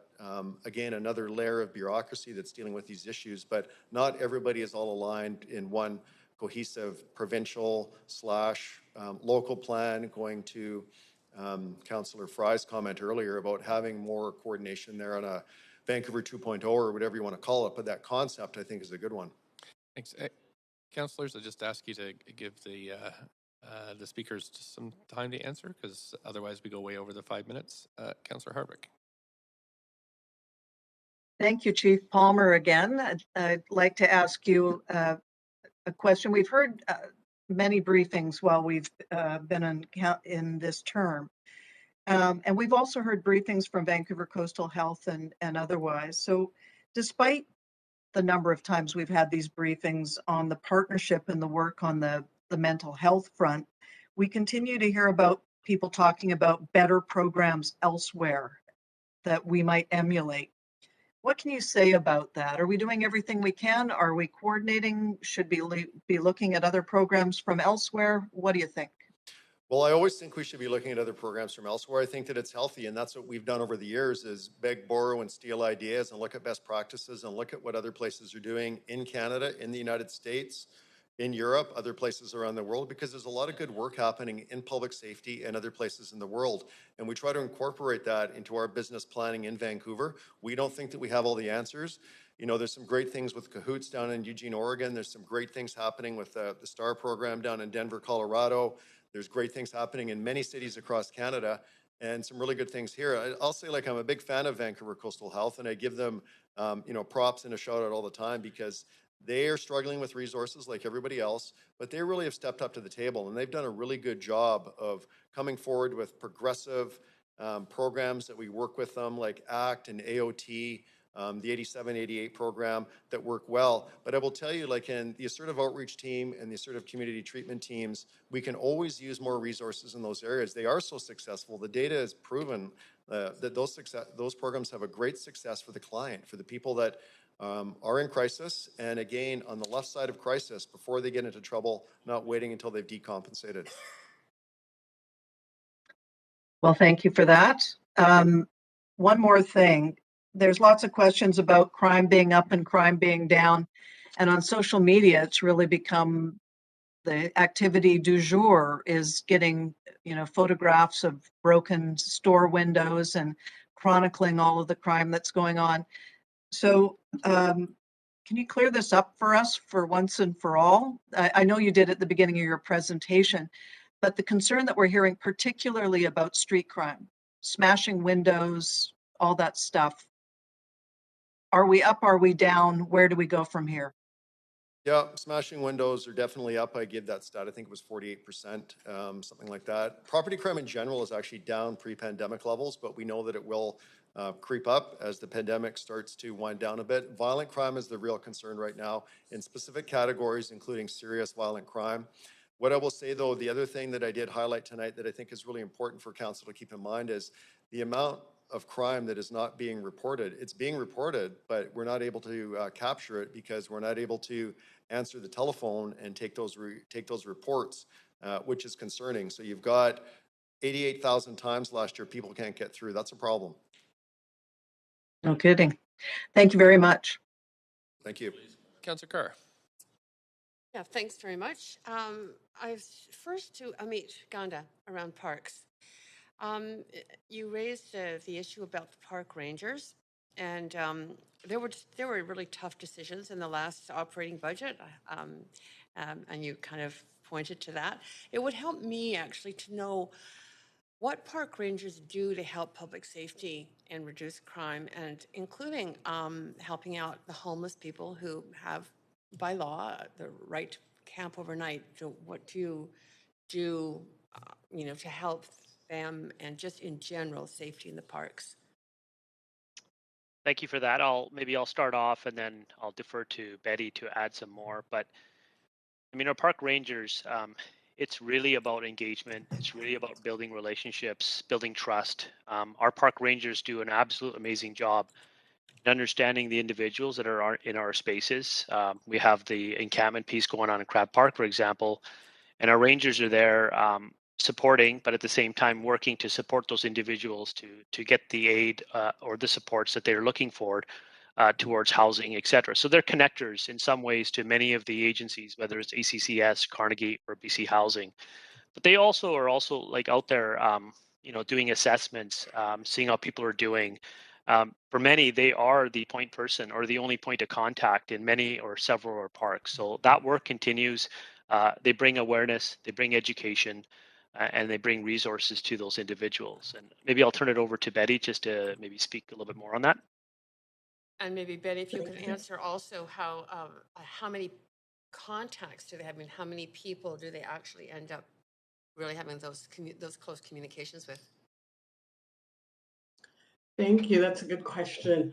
Right now, what we're looking at, and particularly I could speak to Crab Park, is we're building those relationships and as many people that can come out. So once a week, myself and the park rangers go out on Thursday afternoon to have and welcome any of those sheltering in the park to have a conversation with us. We also give them notice about what we're doing, what's coming up next, seeking out their stories and their opinions, and building those relationships so we can make those crucial connections that will support their safety and well-being.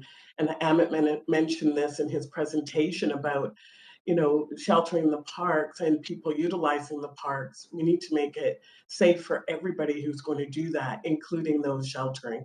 So finding out what those needs are, but also working with the advocates to support what they're looking for and what they're doing, but really concentrating on who's there, who's in the park, what do we need, and working closely with ACSS, as well as Vancouver Coastal Health, as well as BC Housing, to help ensure that we have enough resources that we can support people in getting and turning them into the direction in which they want to create much better well-being for themselves. Right. And so just to be clear, the law says that people can shelter overnight, but they have to leave by a certain time. So do the park rangers, do they facilitate that or help people in terms of that? Yeah, I can take that. Yes, absolutely. So they will facilitate, they will support. Sometimes they need help to do things or perhaps collect their belongings. But again, it's a very conversational approach. Many of these individuals in these parks and our park rangers know them almost to the level by name as individuals, as people who are struggling. So they're very positive conversations. We don't just have overnight sheltering that you would, think just in the downtown east side. These are things that are happening citywide. And these are conversations that are had on a very daily basis in a very productive, very meaningful, very respectful way. So they're there to support that, and to be honest, it's very successful. The conversations are very positive, and we get individuals essentially complying with the bylaw as well. I'm going to just start a question. I will come back on the list, Mayor. But to Margaret Witkins, I'm very interested in the public plazas, the Jim Diva Plaza on Davie Street in my neighborhood, for example, and some of the difficulties actually in activating those plazas and what the needs are from the city. I'm going to run out of time, but you can think about this because I'll get back on the list. And yeah. Thanks, Lefty. Mayor, it's Jean Swanson here. Could you put me on the speakers list? I'm having trouble with my panel. Ken, I'll have you for the first round there, Councillor Swanson. Thanks. And thank you, Councillor Carr, for keeping under the 5. Councillor Weep. Yeah, my first question is to Park Board, to Amit Ganda.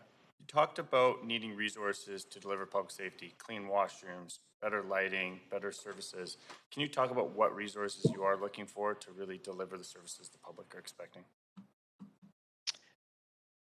That's a big question. I think part of it is we need to come back with what that looks like. But in general, what we're looking, I think what we tried to demonstrate is the work that we are doing with our park activation, the work that we are doing with our washrooms, with the rangers, our operations crews. And to be honest, as Chief Palmer alluded to earlier, it's a bit of a collaboration as well. Like, this is not a one source solution. I think we're trying to kind of look at this holistically as well, as like, how do we work together? Because I think, it needs to tie in, even though we're very different departments. But at the end of the day, we are a city as a whole, whether it's Park Board, BPD, engineering, etc. So we can come back with a fulsome report on what that looks like. And I think we mentioned that in our presentation, because we want to be able to explain what that means and what the resources and what the gaps are to continue on with that service so that we are increasing public safety. All right, that'd be very helpful. My next one's to Margaret Wiggins from engineering. I recognize we don't have anyone from planning here. There's a lot of great community safety work when you look online, and ACS had How We Build a Complete Community that's involved in CEPTED design and planning of how we build cities. Can you talk about some of the implementation of some of the safety work we are doing to make places feel more safe? Certainly. I mean, I can affirm that CEPTED is a core design principle when we're designing any street or public space. And I maybe would call on Lisa Parker if she wanted to speak to some of the plaza-specific components that have informed our design thinking.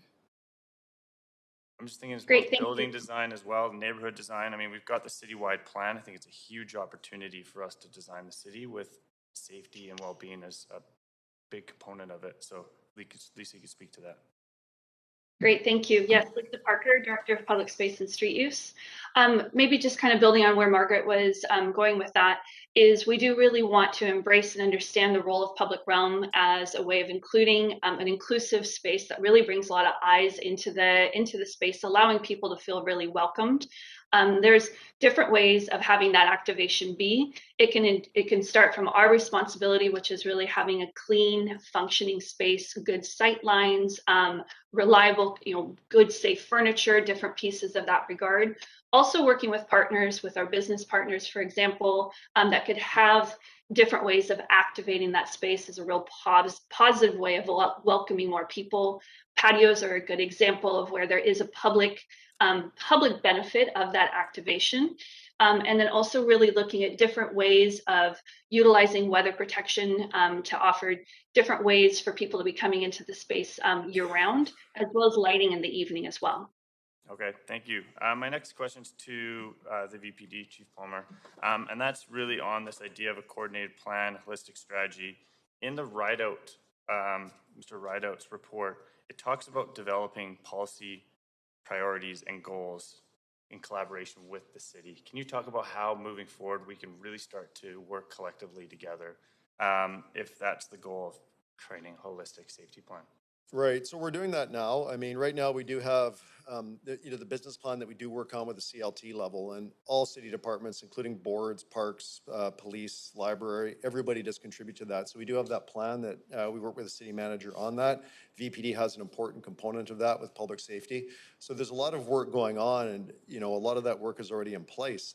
But I think the bigger issue is that VPD's got plans, all the city departments have plans, we got the plan for the whole city, then we've got all the other provincial entities. There's not one big plan that everybody's all dialed into, but at the city level, we actually have that already in place. Okay, and then you talked about crisis and there's a left and a right. Can you talk a little bit more of what's being done on the left side? Yeah, there's lots of stuff. It depends what you're talking about. Are you talking about cybercrime? Are you talking about sexual assaults? Well, you talked about with the crisis, you're talking about more of the preventive stuff. You're talking about the CCTV earlier with DeNovo on the right side, but on the left, you talked about the preventative work that the VPD is doing. Can you talk a little bit more about those relationships and how that's developing?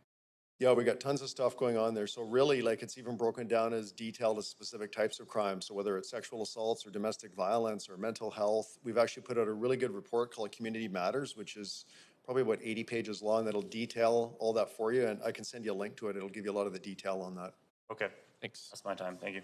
Thanks. Chief, you want to stay there? I have a question for you and then second for the city manager. Sure. I'm just, because you're so familiar with it, and we actually just had a massive report from the province today about Police Act reform. I'm just wondering if you can describe briefly how the Police Act works and how you fit under that act.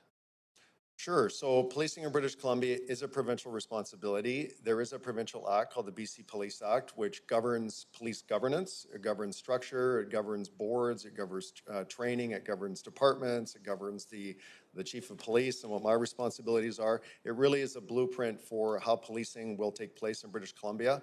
And then the complexity, of course, is you add onto that boards, and then you've got city councils and all these disparate entities, which are all very important, and we all have to work together. But it is, I think when you got provincial oversight on something that really impacts local cities, you do have disconnects. I think that that report, we're still starting to digest it. I've seen, sort of the highlights and the categories. I did have a little bit of a sneak preview on some of it. I think there's some good suggestions in there. I think there is a way forward there that will be positive. We're going to get into it in detail and see what we have to take, because I know there will be actions that we're going to have to take as a police department and things that will impact the city. But I'm excited about the review. I think it's a positive step going forward. But I recognize as city councils, you do have this higher level of government that's kind of looking down on how policing's done, which can create problems. So under the act, the province appoints a board essentially who hires you, and you have control of police operations almost exclusively, right? Is that how you understand it, really? Yep. So the board's main responsibility, so it's a 9-member board. Your worship, you chair it as the mayor of the municipality. There's 1 city appointee, there's 7 provincial appointees. The biggest board in BC would be 9, which is Vancouver, but you will have smaller cities that will have 7 or 5-member boards for policing. The board's responsibility includes, from a governance perspective, would include policy and procedure approval, the budgets and finance approval, hiring and firing the chief, strategic direction. We just came up with a new VPD strategic plan from 2022 to 2026. So they look at those high-level governance issues, similar to many other boards and many other sectors. that boards would have responsibility for. And the day-to-day operations are ultimately the responsibility of the chief constable. So, I mean, the board would not have expertise on how to investigate, homicides or major crime or sexual assaults or these sorts of things. So that's where you have the professional staff that deal with the day-to-day operations of the department. Thanks so much. And for the city manager, there's a well-publicized review by the province on our budget and that's been resolved. So I just, if you can just, we mostly know this, but I think it's important for the public to know. So over the last 4 years, just how have the police budgets worked, as they come to council? How much have we fully funded our requests? Maybe what's the total of the money we've spent over the last 4 years on policing? Maybe you can start with those. Certainly. So for the last 4 years, the city has funded the requests that have come from the Vancouver Police Board. As you indicated, Mayor Stewart, in 2021, there was a dispute.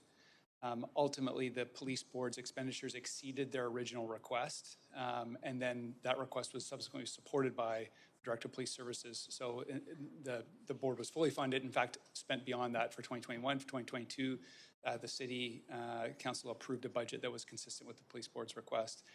I don't have the total number the chief may know, but in terms of proportion of the city's budget for 2022, police services represents 21% of the city's operating budget. Great. Okay, that's it for me. Thanks very much. Now, Councillor Swanson, you are going to advance you because you haven't gone yet. So let's see if this works. Oh, I think it did.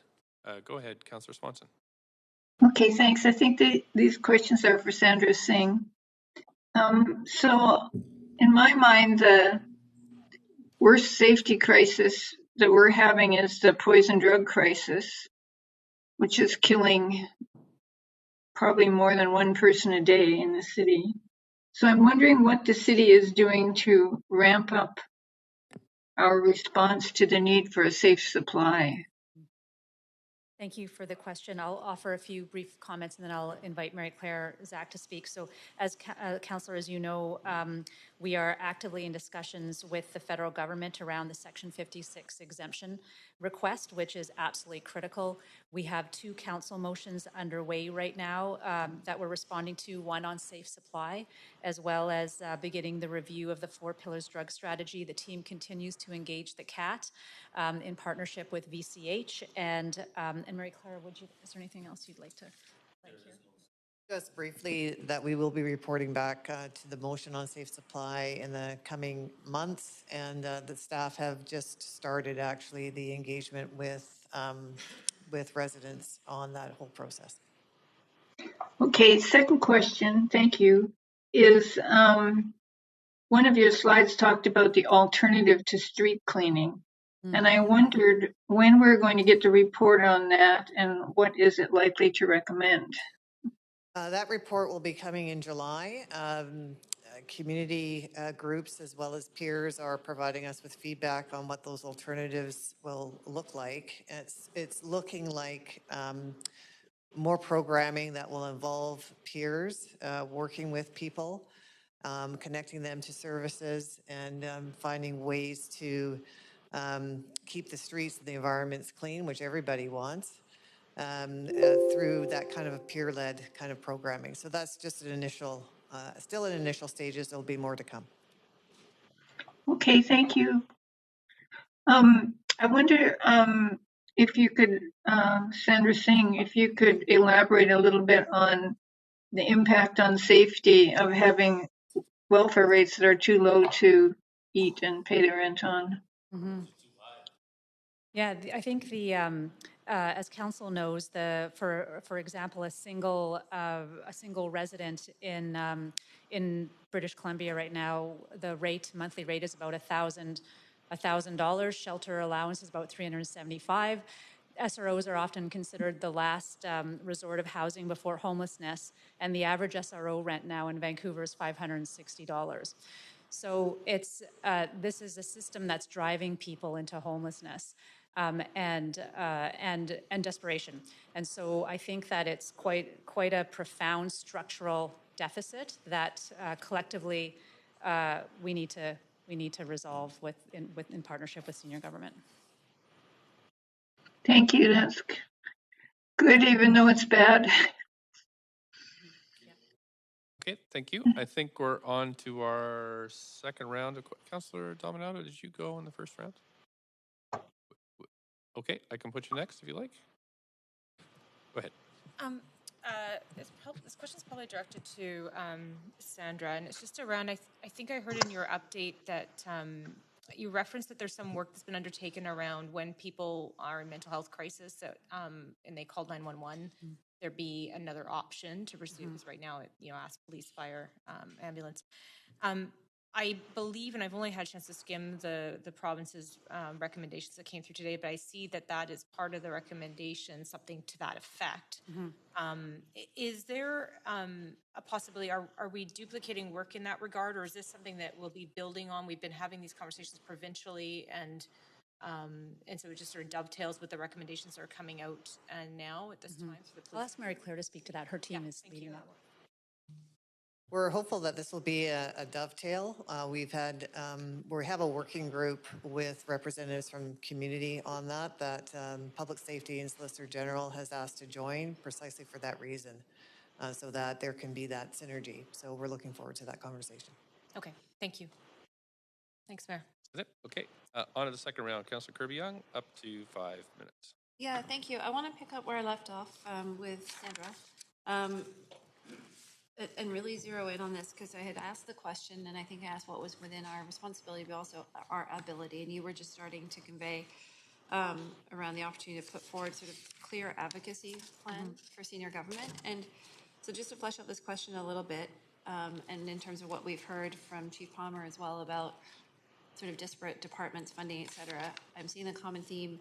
You mentioned, for example, that people prefer peer outreach of teams or possibly security guards versus a police intervention. I've heard Chief Palmer talk about the importance of things like expanding Project Link to keep people out of crisis, more of the mental health interventions. And then we've heard a bit about, sort of, as I said, these disconnect. Is there an opportunity, I guess two-part question, can you sort of finish what you're starting earlier around what you envision being in that advocacy ask? And is there an opportunity to synthesize those efforts and work together with one holistic model and submission? Yeah, thanks for the question. Yeah, I think absolutely it's critical to work in coordination with the multiple organizations that all contribute to safety. So absolutely, I would agree with Chief Palmer that type of coordination and collaboration is critical. In terms of like the work that we do in ACCS around the social determinants of health, we do work in partnership with VCH. We liaise with VPD and work in partnership with them on initiatives with various ministries. But the platform for that type of coordinated action is usually some type of strategy or policy. The Healthy City strategy was the social development policy for the city. We do need to update it. That's a critical piece. And to take that coordinated, focused look at how all the pieces fit together. But we do need some time and space to do that type of strategy development. If I were to identify some senior government advocacy priorities right now based on the work we're doing in ACCS, the pieces that I'd be focusing on, and of course I'd want to go back to my team and hear more from them, but just off the top of my head, it's Section 56, safe supply, number one. We need that. A supportive housing strategy, a regional supportive housing strategy, not just what's happening in Vancouver, but how is supportive housing being deployed across the region, and a regional homelessness strategy. I think we need, as I mentioned, income assistance reform. It's absolutely foundational, and continued intensified support for VCH and public health regions around mental health and substance use. So those are some of the things that come to the top of my mind. Of course, I'd like to consult with my team, and I'm sure Paul has his thoughts on that as well. Okay, I guess the question being, in terms of, you said that policy work needs to be updated, and I know policy work can take some time, but you were able to rattle those off because you've got deep knowledge, you're pretty intimately familiar with some of those high-level So given the severity of what we're seeing playing out in our streets because of those, I'll call it gaps for people, which I think is failing them, as well as creating issues for residents broadly and generally across the city, do we have an opportunity to advocate or expedite the advocacy piece at a high level? I think that would be a question for Paul and the CMO to speak to intergovernmental relations around that. Okay. So thanks, Councillor, for the question. I mean, to some extent, I think council plays a big role in that as well, in terms of taking positions. A lot of these are issues that are the subject of ongoing discussion with the province in particular now. So it may be that that's an outcome of this process, is there's an ask or a position that's formulated by council that we would then kind of work with to convey to the province. Thanks, Paul. That's where my mind is going. You picked up on that. Okay, and then I'm going to use my last minute. I just want to direct a question to Amit in Parks, and I was interested why you didn't put encampments more front and center, since that's has such public safety issues, both for people in the camps and for residents in surrounding neighborhoods. There was no sort of visual reference to that in your presentation. Yeah, I think we wanted to look at or provide an overall context of what Parks is doing, and I think I really want to speak to more to the activation piece. I think that's a bit of a gap that we're trying to build on. I think we spoke to some of the work at Annie Livingston Park, at Oppenheimer Park, and they've resulted in very strong results with community engagement and positive interactions. And I think I didn't want to bog down on the encampment piece alone, because even at the encampment at Crab Park, we're actually seeing quite a bit of success in the activation piece with the communication with the people at the park as well. But today's presentation was really a holistic approach across the park board system, and so it wasn't really just to focus it on one park specifically. Thank you. Okay, thanks. Councillor Dejanov, up to 5 minutes. Thanks very much. My first question is for Sandra Singh and Arts, Culture, and Community Services. You talked a little bit in your presentation about the washroom initiative. Can you tell us about crime or safety issues related to these washrooms? Well, I think that these washroom trailers have proven to evolve into really important social service hubs that have provided safe space for community members that would otherwise not have access to washrooms, and so would be using alleyways or alcoves, as well as providing safe oversight of use, as well as connecting to health and services. So I would say they've proven to be really important in terms of, and also for safe reporting of crime. And so I think that that they've turned to be, we started them as washroom trailers, and they've evolved into actually really important low barrier service hubs that enable us to connect folks that are really at risk into supports. Okay, thanks. I'm trying to figure out if there are vulnerable and marginalized people that are served by these washroom trailers, or that we want to see served, that don't feel safe because of crime and safety that has happened around them. I've sent this question in before, but I'm wondering if you can comment on that. Sorry to put you on the spot. Yeah, sure. The targets for the washroom trailer are communities that are at risk, and so we're really focusing sex workers. The washroom trailer at the Astoria as well. They're around the community there. I'm not asking for specific numbers. Just wondered if there have been, regular incidents of crime or, questionable, activities that would go to put the people who are using them at risk. Well, historically, these populations that Sandra Singh mentioned are at risk and are at risk of victimization. So sex workers, for example, we can't forget the missing and murdered women. So the idea of having a safe space to go that's monitored by people that they trust is hugely important. I totally understand. I was just wondering if you could tell us, have there been any crime or safety concerns in the washroom? No, not in those ones. No. Okay. That's good to know. Yeah. Can I also ask, just like long-term outcomes, and this is a question for you as well, or your team, Sandra. I'm wondering, can you tell us a little bit more about long-term outcomes of people who've moved into the social housing facilities that are, sponsored by, the city and that you and your team work with? Like, how many of these people, manage to find employment or be a part of a social enterprise, or are able to maybe even eventually move back into market housing? I'll ask Celine Mobilis, our Managing Director of Housing and Homelessness Services, who's on WebEx, to start a response to that. And I do know that BC Housing has additional data that we can tap into and get to you after this. So, Celine? Hi, good evening, everyone. Celine Mobilis, Managing Director of Housing and Homelessness Services. We know that safe, secure, and affordable housing is really the basis of wellness, individual wellness, and supports community safety as well. We've done quite a bit of research with BC Housing on the impacts of supportive housing and have shown, and I don't have the exact stats in front of me, I think it was actually in the slide deck that Sandra presented, but we know that in terms of general health and well-being, improved connections to education and employment services, there are significant positive outcomes for people once they have safe and secure housing. Could you maybe send us some numbers on that afterwards?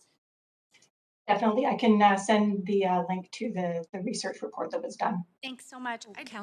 Councillor, sorry, if I could just correct one response. We were aware of some challenges at one of the washroom trailer sites, and we worked in partnership with the operator and liaised with VPD around that site. Great, thanks so much. I had a question for Parks.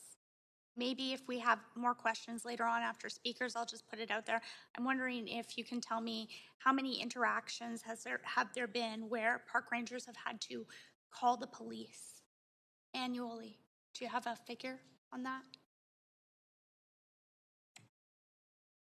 Maybe I don't have. Okay. Yeah, I don't have that figure on hand, but that's something that we can look into it and provide.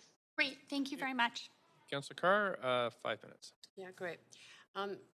Rather than go to Margaret Wiggins, the questions got answered because Councillor Wee picked up my train of questioning, so I feel confident in the information that you've given. So I'd like to turn to a different question to Sandra Singh. I am really disturbed by the increase in hate crimes and racism-based crimes, but no one tonight has talked about the role of social media in this. And I'm just wondering, and the role of social media in general in terms of public safety is increasingly being blamed as a factor in the increase in hate crimes. So I'm wondering, what is it that we could do as a city to kind of counter the social media divisiveness that is at the root of a lot of the hate crimes? Mm-hmm.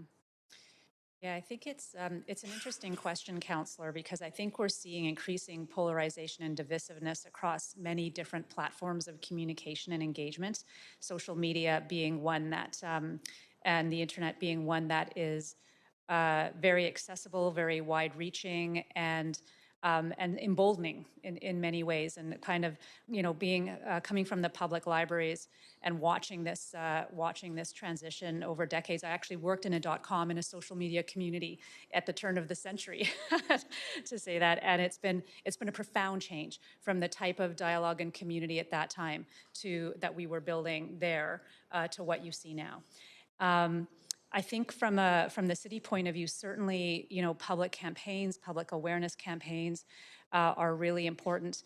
The Ministry of the Attorney General in their multiculturalism and anti-racism branch is doing some really interesting work and good work around anti-racism, including looking at implementing provincial reporting options for folks, safe reporting. And so I think staying connected with the province and at our own level, looking at what we can do as a city and what we in our own services, as well as public kind of public promotion. Mary Claire, is there anything else you? That's it. Thanks. I think as many events as we can have that bring people together and I think foster a greater public understanding and actually appreciation and joy in the differences between people. Mm-hmm. Yeah. Thank you. I have one question for Chief Palmer. You talked about the CAR 8788 and mentioned a reduction in incidents by something like 50 to 60% due to intervention. I'm not quite sure what kind of incidents that you were referring to and what the plans are of VPD in terms of expanding sort of alternative approaches to resolving conflicts like CAR 8788. Right. So thank you for the question. CAR 87, CAR 88 doesn't result in a reduction in incidents. The programs that result in the reduction in incidents of 50% for police calls for service and 60% for emergency room visits are the ACT and the AOT programs, which are the proactive programs, whereas CAR 87, CAR 88 are reactive programs, so somebody's already in crisis. And I'll go back to my left of crisis, right of crisis. ACT and AOT are left of crisis. They're proactive. They're dealing with people in the community before they decompensate, before they get into trouble. And we're able to track that cohort of people and see the number of visits they had pre-involvement in the program, post-involvement in the program. And VPD and Coastal Health have shared data on that through a data sharing agreement. And we've seen incredible results. But 87, 88 would be after somebody's already in crisis and then we're responding. So why don't you tell all of us here what that program does in terms of actually preventing then? Sure. ACT and AOT actually do a lot. So ACT is sort of community treatment. AOT is a sort of outreach teams. Both of those are proactive in that ACT will provide wraparound services. So it'll include housing, counseling, different ministries are involved with health, with police who are part of the team as well. And we look at a plan for that person. Like it's almost like you consider when you go to a doctor and you've got a health issue and the doctor looks at you and comes up with a plan for you, what needs to be done to get you on a better path in life. ACT will do that. Sometimes it will get people into housing care, proper supportive housing, get them on medication, get them seeing a counselor, that kind of thing, and keep them on a good path in life. Assertive Outreach Team is a program we run from 7 in the morning to 11 o'clock at night, 2 shifts every day, where police officers and mental health professionals sit down and we look at the people that are at highest risk to decompensate in our community. So people that are having high incidents of contact with police and healthcare professionals, hospital visits, police calls for service, and we visit them proactively in the community, knowing that they have mental health issues. They haven't got to the point of decompensating where they become the subject of a 911 call, but we visit them, you know, in their SRO, in their residence. It could be under a bridge. It could be anywhere. We'll visit people proactively, a police officer in plain clothes, low key. Sometimes they don't even know they're a police officer, with a psych nurse usually. And we'll check in on that person. We'll see how they're doing. And maybe they've missed a visit to the Strathcona Mental Health Clinic. Maybe we have information they're off their medication, but we do an assessment right there and see, do they need medication? Do we need to take them to the clinic? Do we need to take them to hospital? In some cases, the nurses can give medication right on site. So it's a great way that we're able to keep people on track in community in a very supportive and caring way without them having to have contact with police in a negative way or having to go to a hospital when they're already in crisis. Thank you. Thank you. Council, we're still got a ton of speakers waiting to get on. I'll just remind you as we're kind of getting to the last of our second round of questions, Councilor Weep. Okay, I'll follow up on that. Palmer, if you want to stay there, please. The preventative stuff's really important to me, and so I'm just wondering how much of our budget are we spending preventative versus reactionary, and is that seeing the same increases over the last couple of years, recognizing crises we do face in the city? Right. I don't have that breakdown for you. And I'll say as far as our budget, it's been 20 to 21% of the city budget going back over 3 decades. No, I'm talking about... I don't know what it is, the breakdown though right now. I couldn't tell you between proactive and reactive. Okay, and recognizing that some of these reactive can be a good business strategy, and we've seen the peer action crisis teams in North Shore and New Westminster really reduce the burden on some of the police calls. Are those the type of things that you think would help make sure that you're able to get to the calls as quickly, response times as quickly as we want, and deal with the police services you want to see your police officers at? Well, those are the things that we're already doing in Vancouver. And those are the things that those other jurisdictions have actually taken the ideas from Vancouver. So a lot of those programs you're talking about that reduce the calls for service for police and healthcare, those are the ones that we piloted in Vancouver a long time ago that we started here first. Okay. So we're doing that. Thank you. My next question is to Sandra and the team. Some of these numbers are really hard to see. They're easy to see, but they're disturbing. The 2,100 plus new outreach visits, right? And I was just with the Greater Food Bank. They're seeing over a dozen new people show up to register for the food bank. So these are really difficult, and it seems to not be a good trend. How do we, one, start to deal with this trend, and how do we show this to the public? Because when I look at the Healthy City dashboard, which we just did, the numbers are from 2014, and I'm wondering, these are really important numbers for the public to see. Is that something we're going to look at moving forward with? So the Healthy City dashboard is an active dashboard that, in fact, just actually received some updates with disaggregated data. So if you haven't gone in to look at it, it's even more impressive. And the dashboard will be updated with as the new census data is released, and it will enable us to track that. And I think these are really, it's really important data to inform our discussions with senior government. And as well, it informs the social policy team and the housing and homelessness services team when we do grant reviews and look at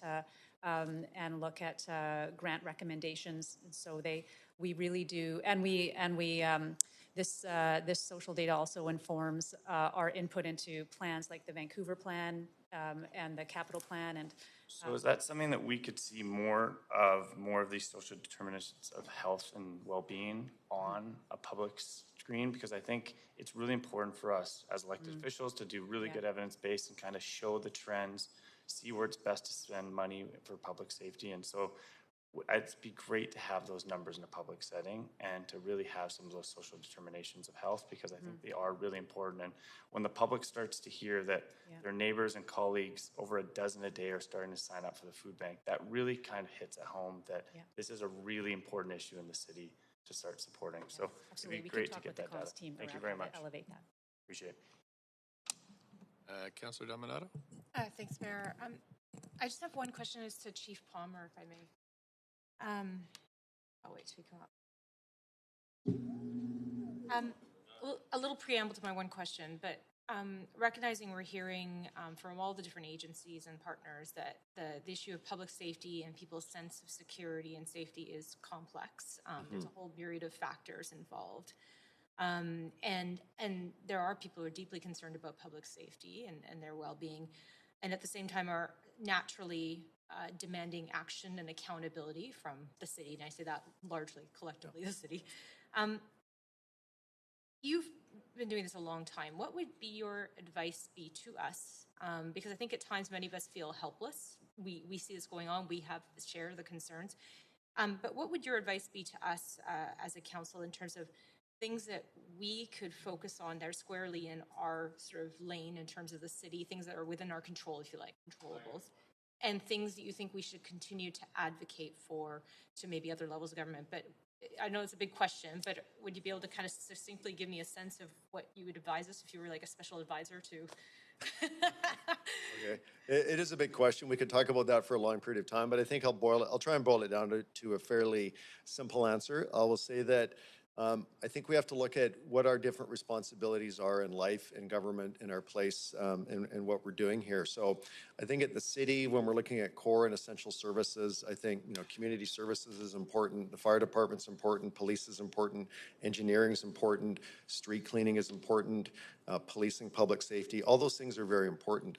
The province does some amazing work too, and they have a lot of important entities that are outside of the civic purview, but have a huge impact on the civic purview. I would say the one area in government, like as far as advocating for more help, more resources, and really supporting would be Vancouver Coastal Health. And like when I was listening to my colleague Sandra Singh talking earlier, like I agreed with the things she was talking about when we're talking about important things like safe supply, supportive housing, complex housing, dealing with homeless issues, dealing with mental health supports. Vancouver Coastal Health has their finger in all of those pies, and they are stretched so thin, and that health authority is also trying to deal with people with heart attacks and broken legs and cancer, and like, my goodness, like that entity is pulled in every different direction but Sunday, and they need help, and it will ultimately help us. So I think Coastal Health, we need to support them 100%. That's, all the things I've seen over the years, that would be probably the biggest bang for your buck, is getting more support from that area. They're doing their best, but they need more as well. No, I appreciate that, and I recognize probably do this for hours, but there are a lot of people waiting to speak, so Yes. and ask us questions, and so I'm going to pause there. Thank you. Councillor Fry, you're last on the list. Yeah, and I'll try and keep it pretty quick. Sorry, Chief, it's for you. Sorry. And I want to, kind of end this on a bit of a high note, because I heard you say that you're predicting that violent crimes are going to start declining, and I Googled, obviously I'm assuming in the context of the pandemic, and I was Googling pandemic increased violent crime, and it seems that this is kind of a trend all over the place, and it's especially hitting low-income communities. And so I don't want to assume causation correlation, but can you explain where this connection between the pandemic and the rise in violent crime is coming from? Well, one thing I've seen too is just a lot more tension in society. Like people, I think, are feeling more anxiety. I think, mental health issues, anxiousness. People have been cooped up. People don't have access to all the same resources and supports with family and other mechanisms they may have had before. There's more isolation. There's more opportunity as well for people that are of a criminal mind, because there's, less people out on the streets, and people can, perhaps think that they can get away with things. I do anticipate, like, as the pandemic starts to wind down a bit, we will see more of a leveling towards traditional crime statistics. But, the thing that I will say on that is every year you look at crime, you're going to see up or down a few percent, up or down a few percent, property crime, violent crime. That will continue. I think, the important thing is to have really good systems in place where you're dealing with root causes, but when you're dealing with the actual crime, when it's being committed, know where it's being committed, what types of crime, and have good plans to address it. That's where the analytics are really key, and you dig into the details, not just this broad category of violent crime, property crime, but get into the nuts and bolts of it. Is it sexual assaults? Is it stranger attacks? Is it violent shoplifters? Is it people breaking into Honda Civics? Like, whatever it is, we can do all that kind of work. We have that ability, and that's where we're really good at surgically attacking those types of pockets of crime when they come up in our city. Yeah, thanks. And I did hear Sandra Singh mention that mental health issues were prevalent in United Nations reports. And, yeah. And I guess, but I obviously we have our own unique context as a West Coast city, and we're special in our own way, but we're not an anomaly in the sense that violent crime has increased here We've been seeing it increase throughout North America. Like when I talk to my counterparts across Canada and down in the United States, they have seen violent crime go up in many jurisdictions across North America.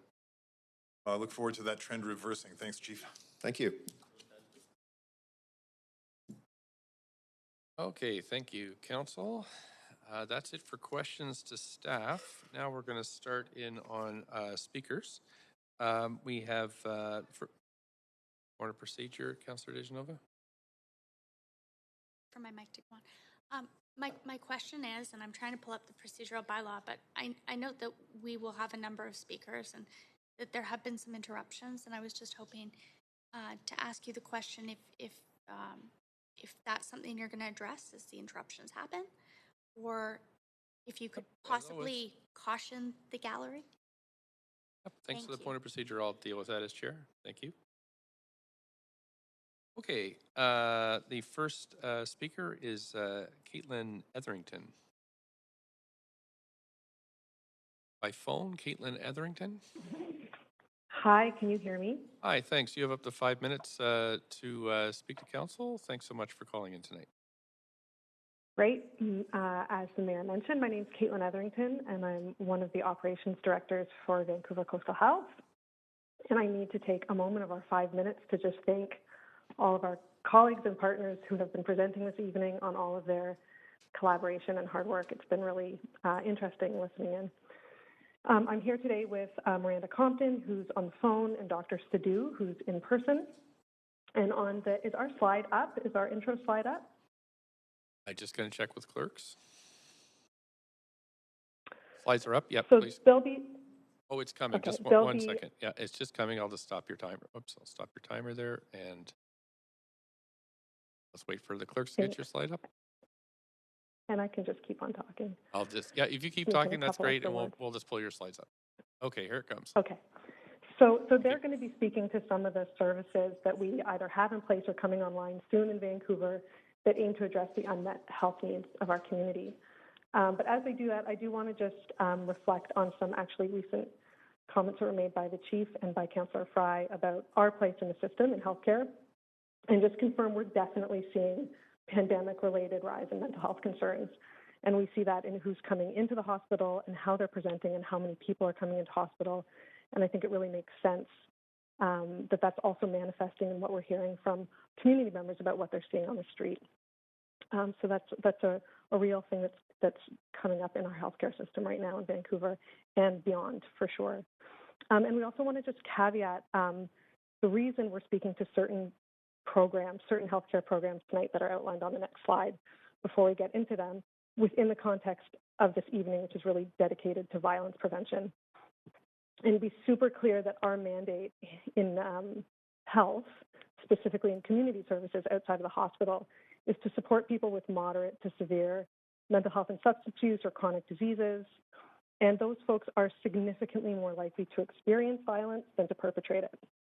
So our focus at Vancouver Coastal Health for these programs is to do a better and better job supporting the wellness of these community members to keep them safe. Also understanding and not wanting to undermine the reality that at times people with unmet health needs, for instance, people who are experiencing psychosis, can be the perpetrators and have been the perpetrators of violence in our city. And we know that's very real and very traumatizing and really troubling as community members and as individuals. But we do need to highlight that our programs and talking about them tonight are really not about equating mental health, substance use, or homelessness with violence. And it's really about keeping all of us, including people who are experiencing these issues, well and safe. So with that, I'm going to pass it over to Miranda and ask you to switch to our next slide to walk through some of our community programs before Dr. Sidhu comes on. Thanks, Caitlin, and thank you, Mayor and Council, for the opportunity to speak. On this slide here, you can see some of the key components of the work on the ground that we are undertaking to reach those who need our services the most. So VCH works with many partners to build out and strengthen our mental health and substance use system of care. This includes working on our continuum of care across the spectrum from prevention and early intervention, strategies to address the toxic drug supply, clinical and wellness supports, and initiatives to support long-term recovery. And we've had some significant new investments over the past year towards our efforts. These have been geared towards expanding our outreach capacity in our primary care sites and embedding clinical services in our new housing and shelters, building up outreach teams to provide on-the-ground support to link people to the services they need, increasing our capacity for withdrawal management and treatment supports, and ensuring robust supports for the people in our community who are precariously housed through new homelessness investments and complex care housing initiatives. And we're really grateful that the city passed a motion with unanimous support for our plans for a recovery community center at yesterday's council meeting. So lots of work underway, and now over to Dr. Sidhu just to touch on our urgent mental health response. Thanks, Caitlin and Miranda. And again, thank you everyone for having us participate. VCH is very happy to be at this table and be part of this conversation. Health, as you know, transcends every aspect of our lives. I'm a psychiatrist. I work at VGH on the medical and surgical units because mental health transcends every domain of healthcare. I was going to give some specific examples of how we are working in the community with our police partners, but Chief Palmer, he stole my thunder, and did a very excellent job at doing so. I can you move your mic just a little closer to your mouth. Sorry, he did an excellent job at. You can move this one. Yeah. Okay. Thanks. He did an excellent job at doing so in describing the assertive outreach team, the assertive community treatment team, and CAR 87 and CAR 88. I do want to say that we cannot do our work without that partnership. The officers that work on those teams work closely with our nurses and our clinicians and our physicians. We go into very interesting situations at times, but with the utmost of attention to trauma-informed practice, to interactions that we know could be potentially traumatizing. The police that are involved in these situations are excellent, incredibly thoughtful and nuanced in those situations. So we need more of that. And when it comes to the dashboards, and all of us look at different dashboards with respect to metrics, the metrics that we look at with respect to AOT and ACT are some of the most impressive that I've seen. Right across the board, we see reductions in, as Chief Palmer mentioned, ER visits, days in hospital, violent crimes, negative interactions with police, criminal justice interactions. So really a really important partnership we have with the VPD. Again, I am incredibly grateful to be here. I know I speak for Miranda and Caitlin in that way as well. It's been very helpful to hear the comments so far, and we look forward to the discussion that's going to ensue, and happy to answer any questions. Thank you so much. Is that it for the crew from PCH? Great. Okay, Councillor Weeb, you have a question? Up to 3 minutes. Yeah, and I'll keep it quick. The social determinants of health and well-being, it would be great to have as many of those indicators that you're looking at as we try to tackle this issue collectively and create the holistic plan. So I'm wondering, would you be open to working with our staff on putting together those social determinations of health and well-being so we can see how much is being funded to go in what programs? Because I think it's really helpful when we're trying to make decisions on how to do a holistic plan on community safety, when we know what's working, what's not working, and just some of the numbers and data. So is that something you think you could work with our staff to put forward so we can have better decisions moving in the future? I'm not sure who from Vancouver Coastal Health. Vancouver Coastal Health, any? This is Miranda. I'll just say, yeah, I mean, we're pleased to work on this. I think we do have quite a bit of work underway with our population health under public health here and the Healthy City strategy, where we look at a lot of these determinants of health, but always looking for other partnerships, as we know this is fundamental to everything that we do, is ensuring that everyone has equitable access to these determinants of health. Okay, and then for one last question, really determining kind of what the plan is for the next 3-5 years, how do we, can you talk about your plan for more recovery beds, more funding, and where the gaps might be that the city can help support? I know that we're working on a facility at First and Clark, but like, what are the gaps so that we really know as a public where we need to really push supports or advocacy or really support the work you're doing?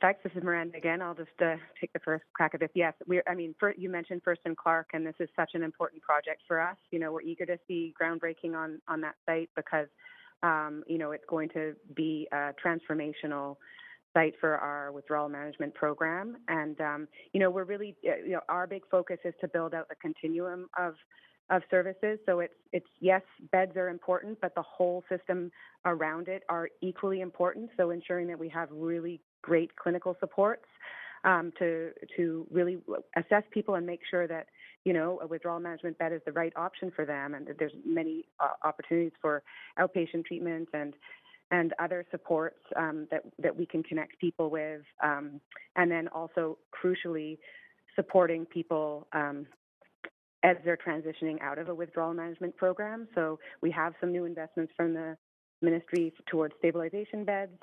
The planning for that is in the works. And so, just advocating with us for additional investments in substance use and addiction services is always helpful.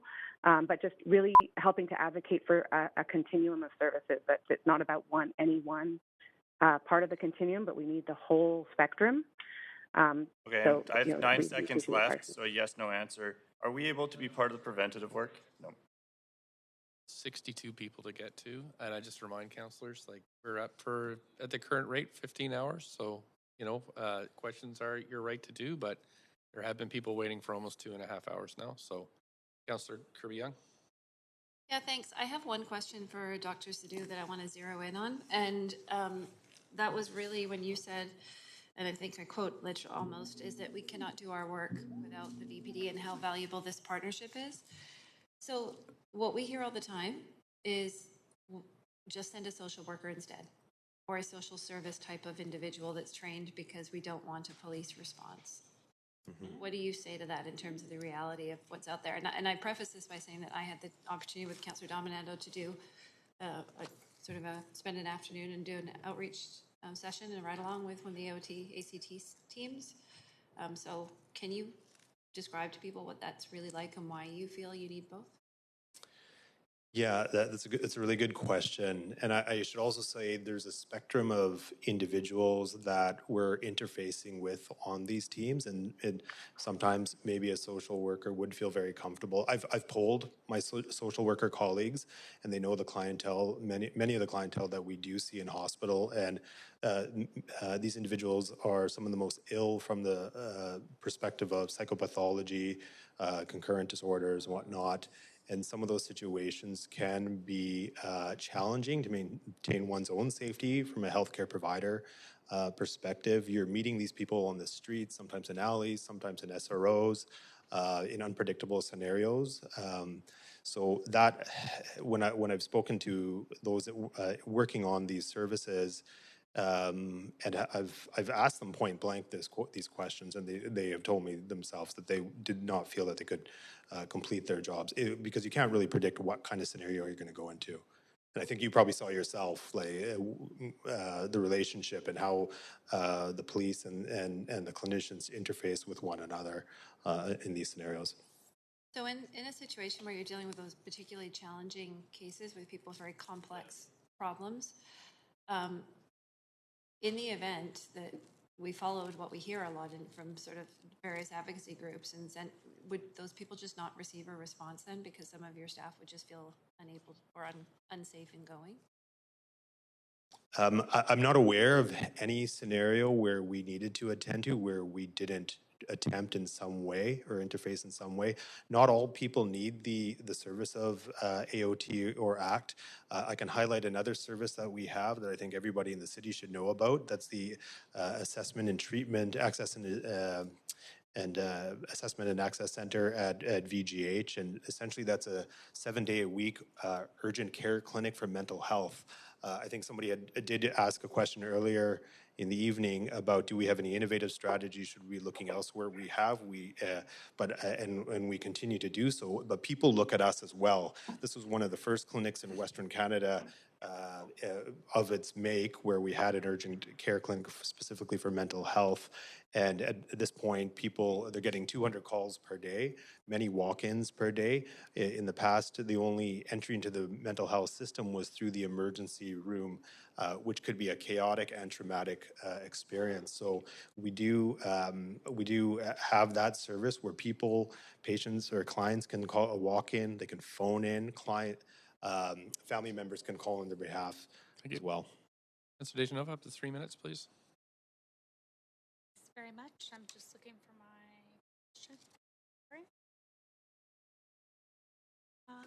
Yes. I'm wondering if you can, if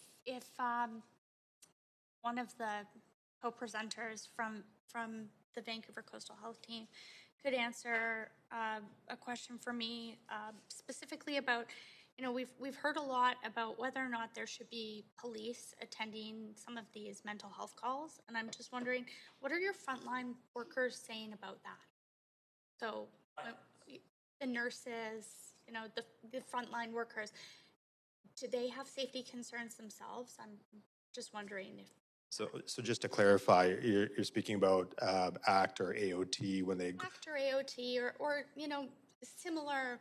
If you were to ask a healthcare provider to go out without police, how would they feel about that? I suppose it's only on ACT that you do that right now. Yeah, and I should qualify that many of our clinicians do attend homes and attend clients in the community without the police. For example, we have multiple mental health teams, and clinicians and physicians do go into the homes at the invitation of clients and whatnot, and they're seeing them without police. So really, the individuals that are attached to the ACT service, for example, are some of the more complex individuals from the perspective of psychopathology. They might have forensic overlay. There might be stimulant use going on, which can be an unpredictable variable. That's one element that can destabilize a situation quite quickly. So having that backup from the police in those situations is important. I will say, as one step back, VCH and all our organizations are quite large, and I would say in our organization, much of what that happens that is good happens because of good relationship, right?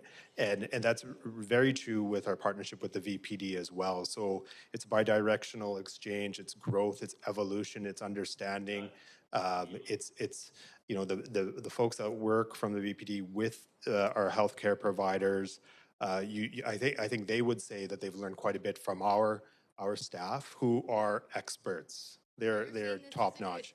This is a good model, and it's It is a good model. It is a model that has evidence behind it. It is used nationally, internationally.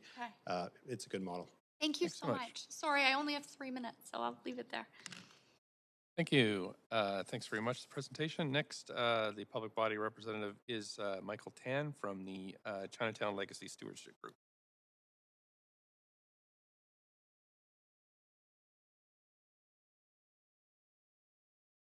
Hi there, thanks for coming. You've got up to 5 minutes whenever you're ready.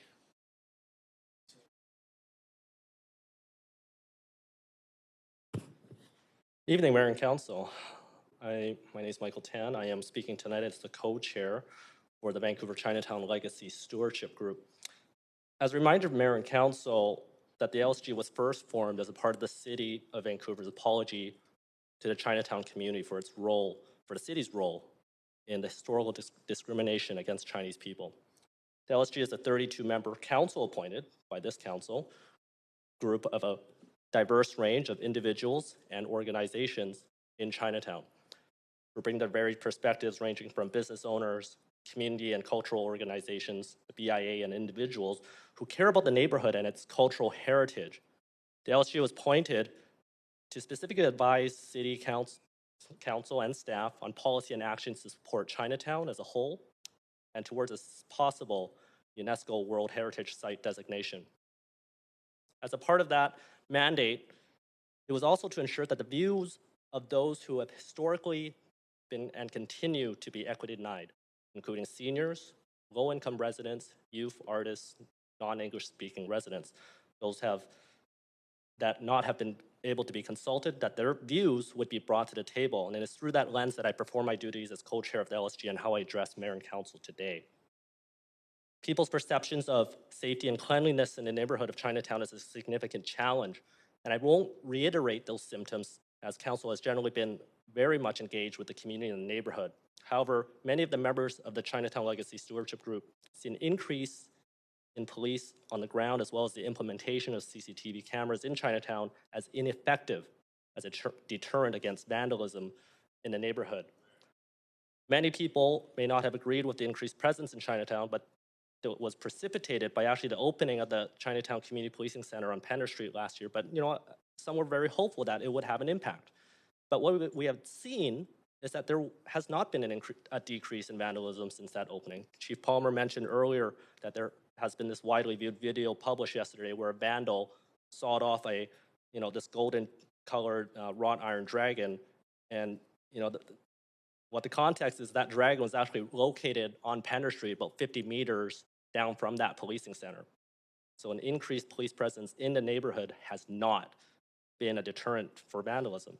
And you heard earlier from Sandra Singh speak to the multitude of social programs being implemented by ACCS to address the many issues facing the neighborhood of Chinatown and in the downtown east side. And I applaud her and her team's work and its furthering of these types of social programs, along with supportive housing, drug addiction treatment, and mental health supports that will truly serve to address the people's experiences of safety. An easily overlooked high-impact program is these mobile bathroom trailers. You might hear some others talk about, I think we hear about that quite often in the neighborhood, but that clean access to a bathroom is a human right and is a matter of providing dignity for those residents that are homeless. Chief Palmer mentioned earlier how 40% of the calls to ECOM in the VPD non-emergency line are not being answered. I've been one of those 40%. And he's spoken about how the BPD and police are being asked to do too many things. So I support his call for more funding to social services so that our existing police officers in the force can focus on where they're most gravely needed, which is to specifically tackle violent crime. Band-aid solutions to address safety and cleanliness in Chinatown is like holding up a tea towel to this broken fire hydrant.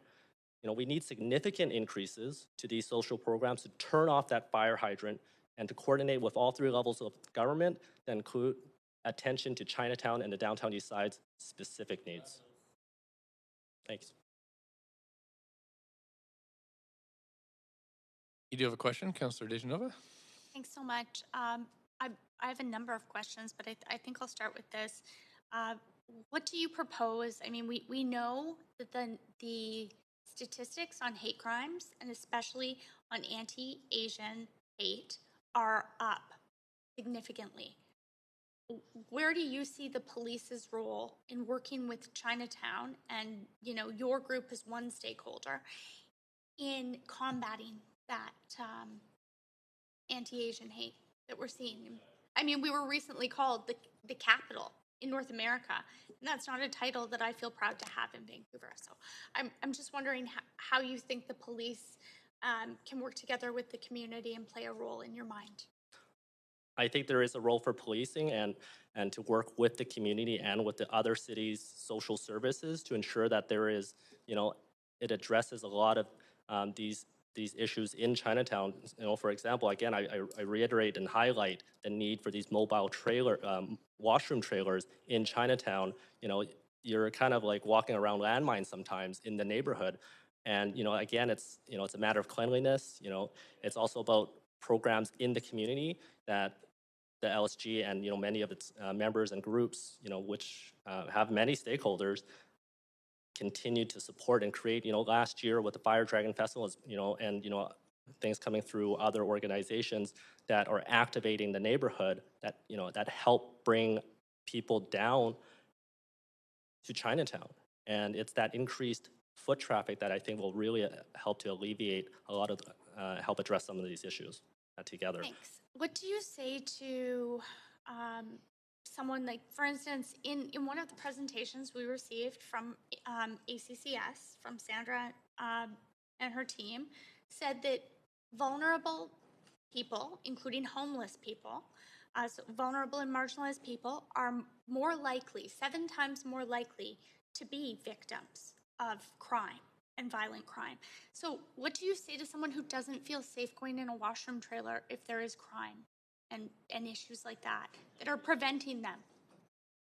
I think that the issue of the feeling of safety, again, it's related to, the people that are around us. When people are isolated and it's, walking down the street by yourself at night, that there's, could be lighting, could be just people in general just not having a presence. When there is people around and there's proper facilities, clean, safe, well, when we're talking about safety, clean facilities that are possibly not necessarily stationed with folks to be there. That's where I think it can help address that feeling of safety. Thanks. That's my time, but Councillor Boyle? Thanks, and I'll also just echo a huge thank you, Mike, for being here and for the leadership that you're providing. I'm wondering if there are particular investments, noting the significant increase in anti-Asian hate crimes, which is of course a huge and horrifying concern. If there are particular priorities or investments that you think the city can be making, whether it's from arts, culture, and community services or elsewhere, to be tackling anti-Asian racism particularly and racism more broadly across the city? That one's a big question. I think a part of that is is also relating to providing better accessibility for the reporting of hate crimes in the city. A lot of people that still hesitate to report these crimes is because they feel that they're inadequately addressed. I think again that speaks to the volume of calls and how whatever method the city and what the police chooses to address those, or they're not being addressed, right? And a lot of people in the community feel like it's ineffective. So again, I echo Chief Palmer's call to increase supports for social programming, so that way we can let the police focus on where those violent crimes are taking place, whether it's for against Asians or otherwise. Okay, Appreciate that, and I'll leave it there. I know we have a lot of speakers, but thank you again for your time. Thank you. Councillor Fry. Thanks. Hi, Michael, and thank you for your leadership and your work in the community. And I know it's a lot of work on a volunteer basis, so it is appreciated. You may have heard me earlier ask the chief about a Vancouver Agreement 2.0 and how we can kind of coordinate some of the other senior levels of government and really bring it all together. Is that happening? Could that happen more in your opinion, based on what's happened? You know, the LSG and the CTT and obviously there's a lot of big investments, and there's an interest in a UNESCO bid and the museum. Are we getting it right?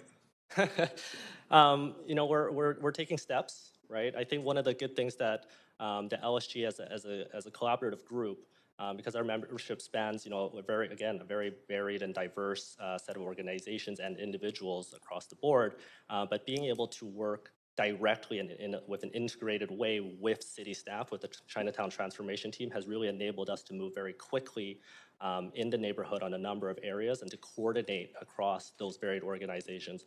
Prior to the establishment of the LSG in 2019, when we were first appointed to council, or by council, is that, you know, there were a lot of varied organizations that were either working independently, you know, sometimes they were consulted by council and staff, you know, many groups that were not.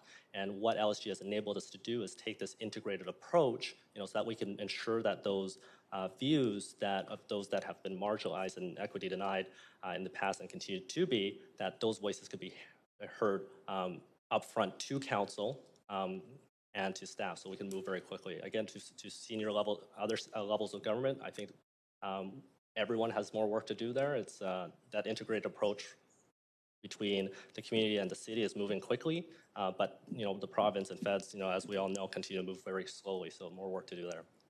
Okay. Thanks, Michael. Thanks, Councillor Kirby-Young. Your time is up, so we'll thank the speaker for Oh, sorry. Thanks, I just forgot to reset your timer. Great, thank you, Mayor. Yep, go ahead. Thanks, Michael. I'll be quick. Do you think it would be helpful for the city to have an anti-hate strategy? Sorry, can you repeat that? Think it would be helpful for the city to have an anti-hate strategy? I'd be surprised we don't have one already. Okay, and so would it be helpful if council prioritize that work? I'd be curious as to the specific aims and, you know, what the measurable outcomes for that program would be, but I'd be very interested in hearing more about that. Do you have any ideas on what kind of outcomes you would like to see in an anti-hate strategy? Sorry, distracted by the gallery here. Mayor, that's a particularly derogatory comment. I didn't hear it, I'm sorry. I didn't hear the comment, I'm sorry. The comment was made to a speaker of Asian descent, Moore Rice. Oh. While we're talking about sorry. anti-Asian racism. I'm going to have to ask you to leave the gallery. We've been, you know, you've been kind of murmuring all the way through, and I've cautioned you a number of times. That's fine. Thanks very much. I think you've had your time here. Appreciate you coming today, but I'm going to have to ask you to leave. You gotta get the 10 Commandments. You gotta like repent. Like it's just gonna get worse. There's gonna be. Council, I think it might be a good time for a break. Council, we're going to take a break for 10 minutes. You gotta repent, man. Thank For lack of knowledge, my people perish. You guys are perishing. This is a city of refuge. Sure. You're going under the ocean, man. Yeah. You're Okay. going under. This Thank is you. a refuge, man. I'm going to ask you to leave the gallery, sir. Yeah, I'm gonna leave, man. Thank you. But look what you did to my shirt the last time I was here. This was a brand new shirt. Thank you. And this is what you guys, how you're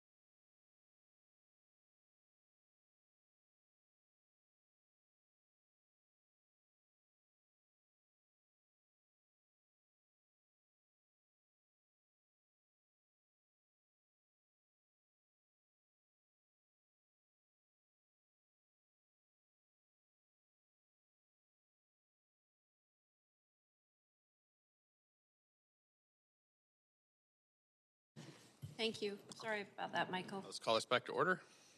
Please go ahead. Yeah, sorry about that, Michael. Can you? Just Oh, you trying need to a get microphone? the mic on there.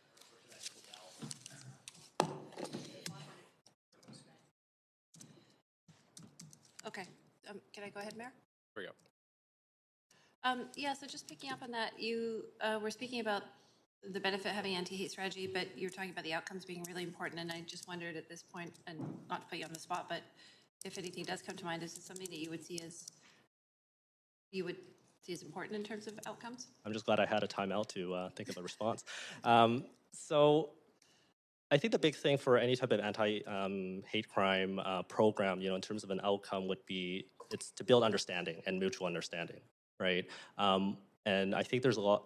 I think there are the beginnings of some of these programs in terms of taking on a collaborative approach already to connect people from different neighborhoods and different demographics to help build that understanding. One of the programs underway already is the Chinatown Community Stewardship Program. It's a collaboration between the city and Ember's East Side Works, which hires residents from the downtown East Side community to support cleaning programs in Chinatown, right? And so, this program has been very well received and in the neighborhood, and the feedback that we've gone back from that is like we need more programs like that to build that understanding. So any type of anti-hate crime initiative, I think the outcome would need to be like just the bridge building and relationship building, so to develop that mutual understanding.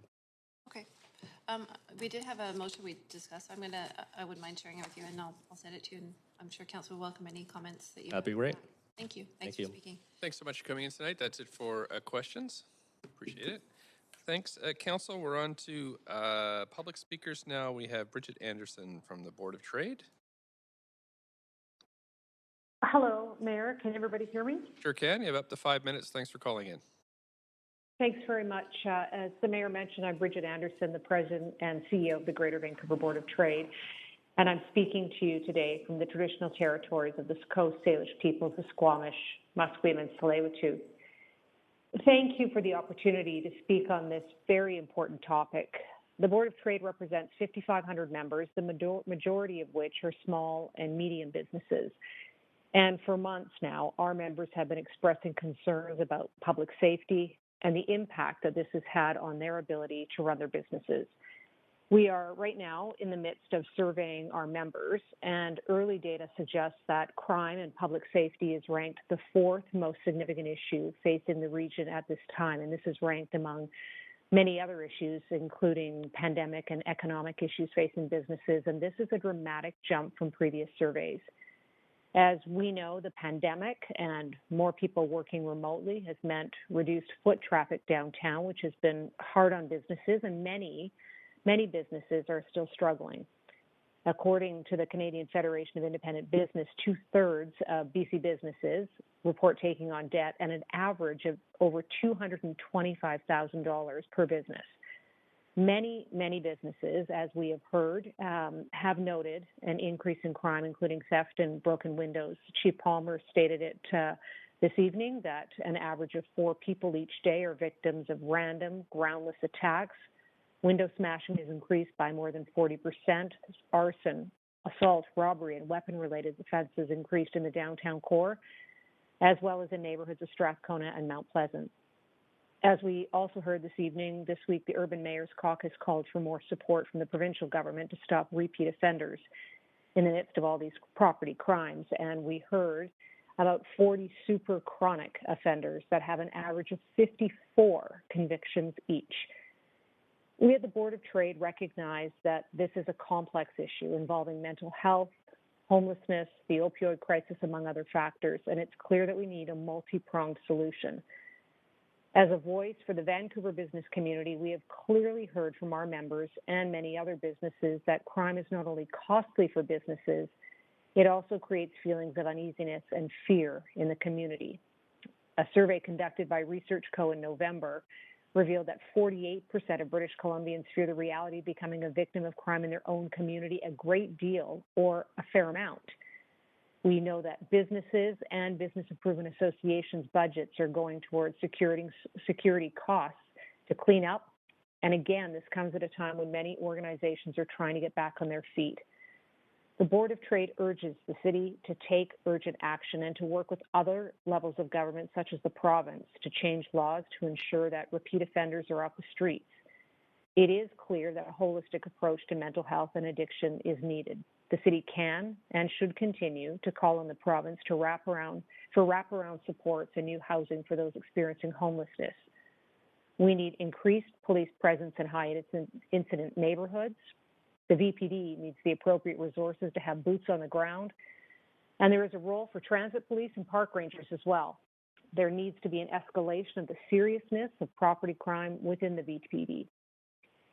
The economic development of our city relies on its reputation as a safe, livable region where people from all backgrounds feel comfortable to do business and engage in a full range of public activities, including riding transit, walking, biking, and visiting city parks. And so we recommend the city improve lighting and work with private sector businesses to improve their lighting as well.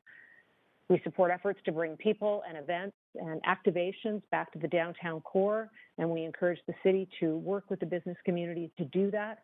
And finally, we encourage the city to continue to invest in core services, including street cleaning and graffiti cleanup. More people are returning to the office, tourism returning. We see cruise ships in our region as well now. Foot traffic is increasing, but the narrative is becoming increasingly negative. Public safety is a critical issue for businesses, for individuals, the community, and our city's reputation, and action is needed now. Thank you. Thank you so much for phoning in tonight. There are no questions for you, so I'm going to move to the next speaker. We have Norman Leach from the Executive Director of the Aboriginal Community Policing Center.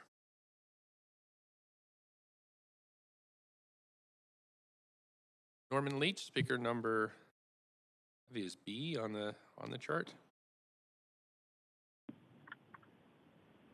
Maybe it will be part out. Oh no. Hello there. Oh no. Oh, is Norm Leach there, please?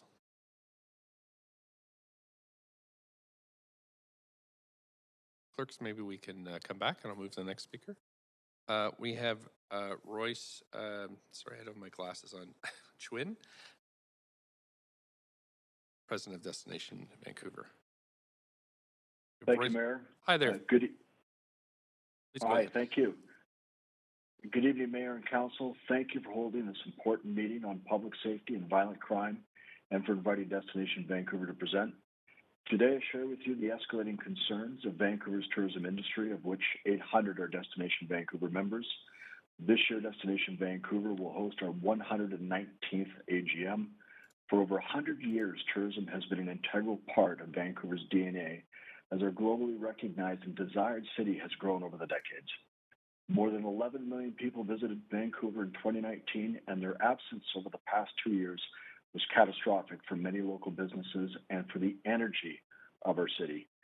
It took our industry to almost disappear to finally become visible and perhaps appreciated for what it contributes to a vibrant and globally desired destination that we all get to call our home. A thriving $14 billion visitor economy was reduced to about $4.5 billion. Now, travel is starting to rebuild, thankfully, and the rebuild is still fragile. When travelers choose a destination, they look at many factors. Unquestionably, the safety and security of a destination has always been a priority, whether for leisure travelers or for organizers choosing a destination for large conferences, conventions, or major sporting events. Areas of the city that felt unsafe or saw a significant rise in vandalism and graffiti because streets were empty will benefit not just when locals are back, but when visitors are back. We are in a global competition with other cities for visitors, talent, thought leadership, investment, and more. Tourism is a proven catalyst that can influence those decisions. And one of our competitive advantages has been safety and security of our destination. Our product, if you will, is perceived as a safe and welcoming city. But that global reputation and even our domestic reputation is under increasing threat. I can tell you that on a recent sales mission to bring business to Vancouver, I and my team are increasingly getting these questions. Is it safe there? Will our delegates be safe when they attend a conference in your city? I see the media stories. What is going on? There's anxiety and fear from employees In an already very challenging labor market, businesses need to be safe and secure environments. 3 quick stories from conversations I've had with partners. A staff member going about their job was threatened with a pair of scissors. A gun was pulled on a cook during a night shift. And one of our members has had 5 break-ins in the last 6 months. But prior to that, 2 attempts in 7 years. There are many, many more stories. Businesses in some parts of downtown have difficulty attracting visitors who don't venture out into neighborhoods and patronize those small businesses because they feel unsafe. Public spaces and green spaces are increasingly used for ad hoc housing, further deterring visitors. For example, the survival of Chinatown, that such an important economic and cultural community has been so devastated, is inexcusable. A quick review of travel sites like Expedia and TripAdvisor will see that, mixed in with many positive impressions of our city, are comments about the growing volume of open drug use, homelessness, and street disorder. And these date back many, many years, and these comments are increasing. Word of mouth and personal experience are among the most important influences in the tourism industry. And this word of mouth, online or face-to-face, will always eclipse the most glossy or compelling destination campaigns we can do for Vancouver.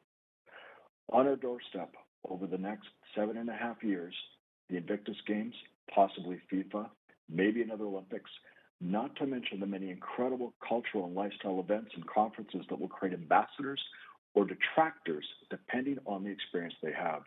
And what about all our friends and families that come into town to visit us? Personally, we're hosting 2 groups of friends and family from out of town over the next 6 weeks, and I can tell you they're not coming here for my cooking. It's Vancouver. It's an idea shared by many that the keys to a successful city is a vibrant, active downtown with lots of public spaces open to everyone and a healthy mix of residents, commercial activity, culture, restaurants, parks and transit, and so on. We know this. It's increasingly clear that safety and security should be added to that. That's the Vancouver we want for our residents, and that's the city that will continue to attract visitors. We recognize this is an incredibly complex challenge that requires concerted collaboration across sectors in the city. We do want to acknowledge the initiatives that are already underway and the efforts made by the police. Thank you, Chief Palmer and your force, and the many individuals, coastal health, businesses, and organizations, and the city. We're all trying to make a difference, but please take seriously the concerns of your very, very proud tourism industry.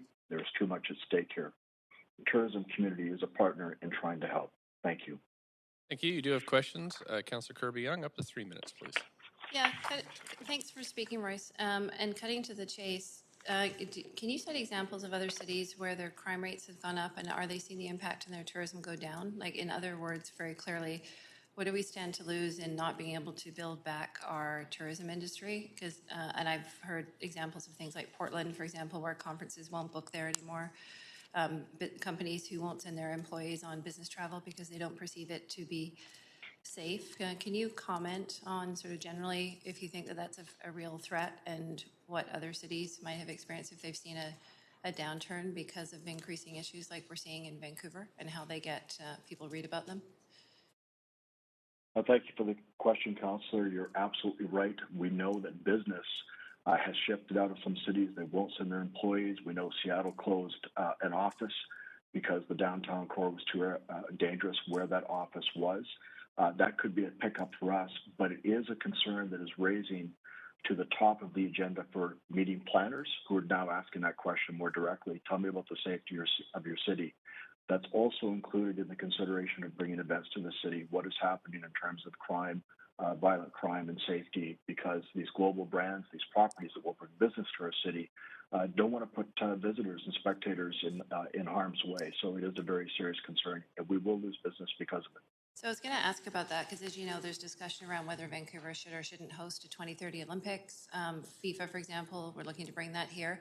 I remember from my time in working on bringing 2010 here that the IOC had sort of an evaluation matrix, and safety was sort of a basic tenet that needed to be there. They wouldn't consider a destination, and then they weight accordingly based on community support, you know, the quality of your venues and availability, things like safety. Can you speak to whether or not, in your experience and bidding on major events, or some of those that Vancouver is hoping to land, not just FIFA in 2030, but others that we're looking at, if that would negatively impact our bids? The short answer is yes. It absolutely would. Okay. Anything else you want to add about that that's important for council to know? I think we've covered it, Councillor. Thank you. It's global perception, and we are in a major competition, and you've got an industry that has been crushed for the last 2 years. So on top of trying to rebuild confidence in business, we have these other issues that we need to deal with, and we recognize and we are empathetic. But it will cost us. It will cost jobs, and will cost our ability to rebuild community. Let me ask you this with the few seconds I have left. Did you hear any feedback from cruise ship passengers and their first experience, the first cruise ship passengers into Gastown or Chinatown? Not yet. Thank you. Thank you. That's it for questions. Thanks for calling in. We have Henry Tom next. Thanks so much for your patience.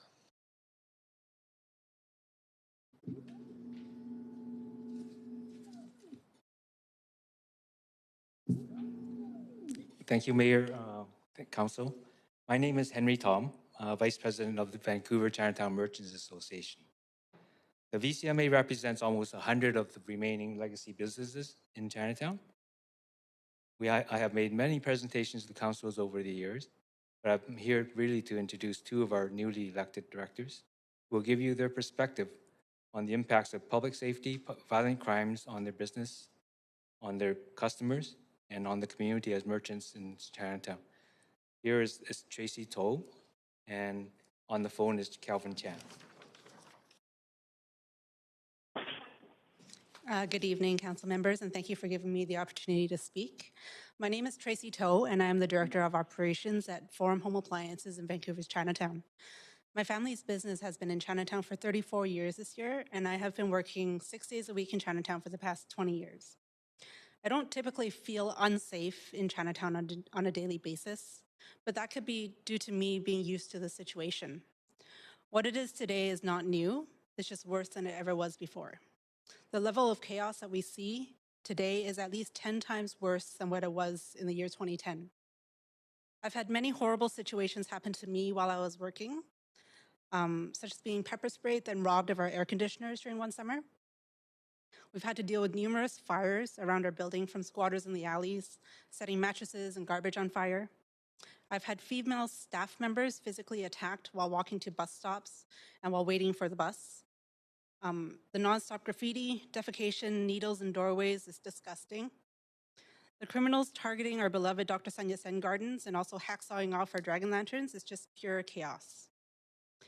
Their perception of danger is also very damaging to our business. On quite a few occasions, I would be on the phone with customers wanting to come and buy a product that I have available. But after I tell them that we're located in Vancouver's Chinatown, they would say, "Oh no, I wouldn't go there, it's dangerous." I've also had many longtime customers say they're now afraid to come to Chinatown. With all of the Asian hate crimes, the hypodermic needle stabbings, they don't want to be the next victim. It often feels like we in Chinatown are left to fend for ourselves. The problems that we face in Chinatown are not Chinatown problems, they're Vancouver problems. We need your help now more than ever. A lot for more visible police presence in Chinatown, support Chinatown organizations with a bigger budget so we can enhance our safety plans, provide better social support to those causing the chaos on our streets. I believe that Vancouverites all see the importance of Chinatown and want it to thrive, but for them to want to come and support us, they need to feel that it will be a safe place for them to come. Please help us. Thank you. You do have a question. Councillor Dejanova, up to 3 minutes. Thanks so much. And I didn't know if there were others presenting, but my question actually, I really appreciate what you've said, but it's for Mr. Tom, if that's okay. Thanks so much. And I just want to thank you for sharing that with us, your experience. So thank you. Mr. Tom, I was wondering, there's been a lot of talk back and forth about the dragon lights that, someone was distracting with a leaf blower while someone else was hacking down this light, with a saw or something like that. And the chief mentioned it earlier. I'm wondering if you can share just overall with us, how are the merchants feeling about street disorder, and what is it that you think, speaking on behalf of them, would help public safety? Thanks, Councillor Dejanova. I'm just outraged about that dragon light incident, and as Chief Palmer says, it's the impact on the community is pretty minor, kind of a nuisance kind of a crime, But the impact on the community is just it's far outweighs the value of the theft or whatever it is. So often these things are just put down to nuisance crime. So, but in fact, it strikes at the heart of our pride in the community. As you know, the Dragon Lights were a VCMA project, and funded partially by the city. And it was a great collaboration in 1984. And there was another great collaboration in 5 years ago when, well, your dad and I led the restoration of the and refitting of the lanterns. So I really take that personally, and it has a huge symbolic value to the community, and the whole community is outraged with that. It's like Tracy says, when somebody graffitis the white walls at the garden, it really strikes at the heart of the community. Thanks. Can you tell me what would help? No. Just have a few seconds left. No, I think the city is doing a lot. The VPD has reached out to the community. They've given us pointers on what we can do to help ourselves, basically. And Would you like to see more officers on the street? we see a lot of them already, and more would be better. I mean, I think if nothing else, even if it doesn't deter crime, it gives our customers a sense of security. It gives them a sense of comfort. Yeah, police presence would help with that a lot. Thanks, Mr. Tom. Councillor Carr, the 3 minutes. Yeah, thanks so much. Actually, my questions, if it's okay, is for Tracy Toe. Oh, okay. Thank you so much. Hi. Yes, I was interested in what you said, Tracy, regarding the need for more money for more safety plans. What are the elements of your safety plans? Like, what are you looking to? I don't know if I'm smart enough to have all these safety plans, but there are so many different organizations in Chinatown working towards making Chinatown safer and better. So us in Chinatown as a whole, we need more help. So what would, yes, I'm just interested in what exactly you think we should invest in, or you should invest in, to increase safety. I don't know. Maybe Henry can answer that. We work with the BIA, and BIA already spends like half their budget on private security. So more, I don't know if more funding on that front would help that much. But as I said, just the VPD outreach with our members. Maybe there's a CC community policing unit. Maybe I know in the past they've had funding to put ambassadors on the street. Maybe something like that would help. They're not allowed to. They're not allowed to intercept crime or anything like that. But just the presence, just a uniform would give customers comfort. Yeah, great. Thank you. I'm just very interested in knowing what might be the solutions or what might help. So thank you.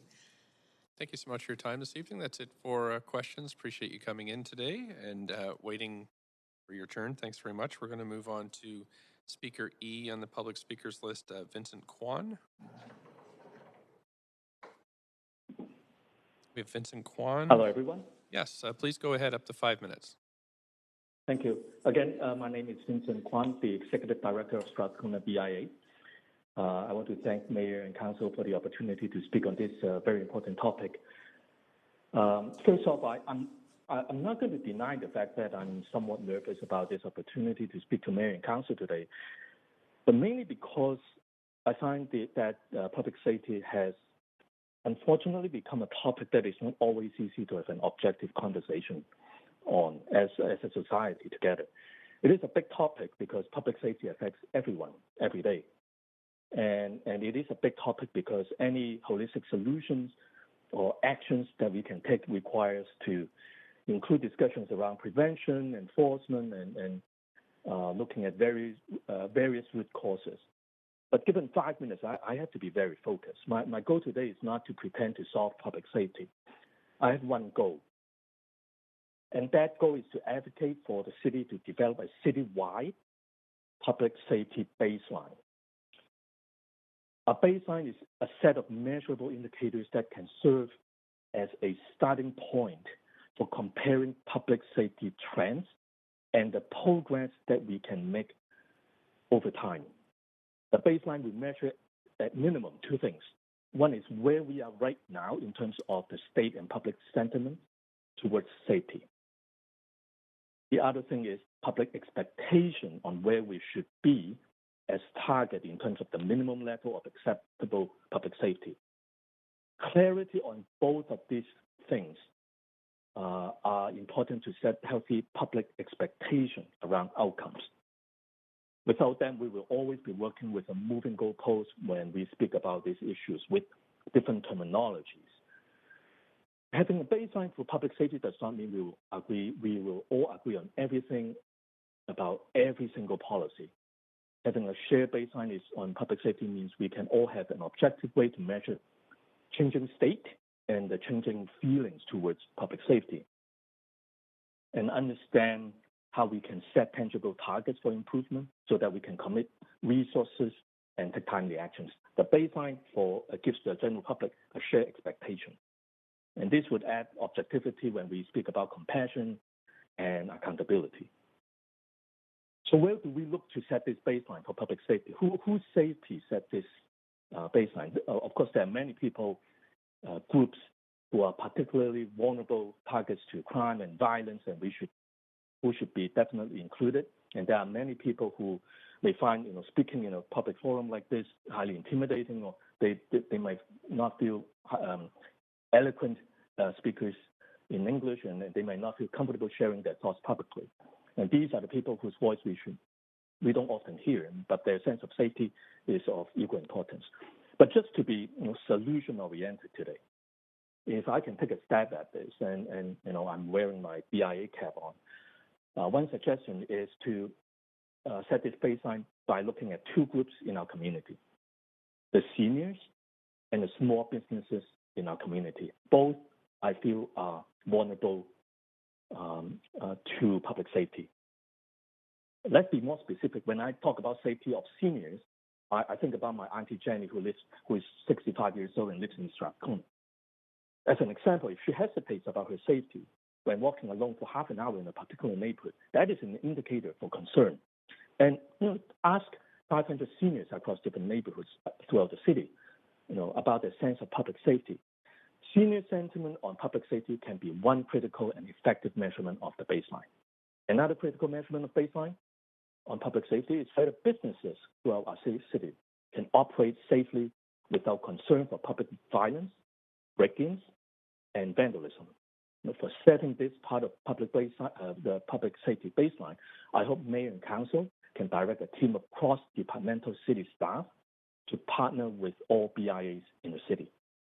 See BIA as trusted, capable, and willing partners in the community. We are on the ground working with the people every day. This community of people consists of people who work really hard as entrepreneurs. They take tremendous risks because that's their livelihood. And these businesses are part of our neighborhood and part of our livelihood as well.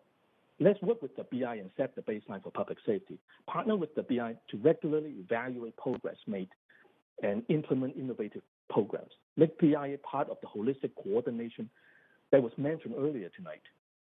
Sometimes there's this sense that we at BI are not always certain if BIs are constantly invited to the table on important community discussion. Thank you.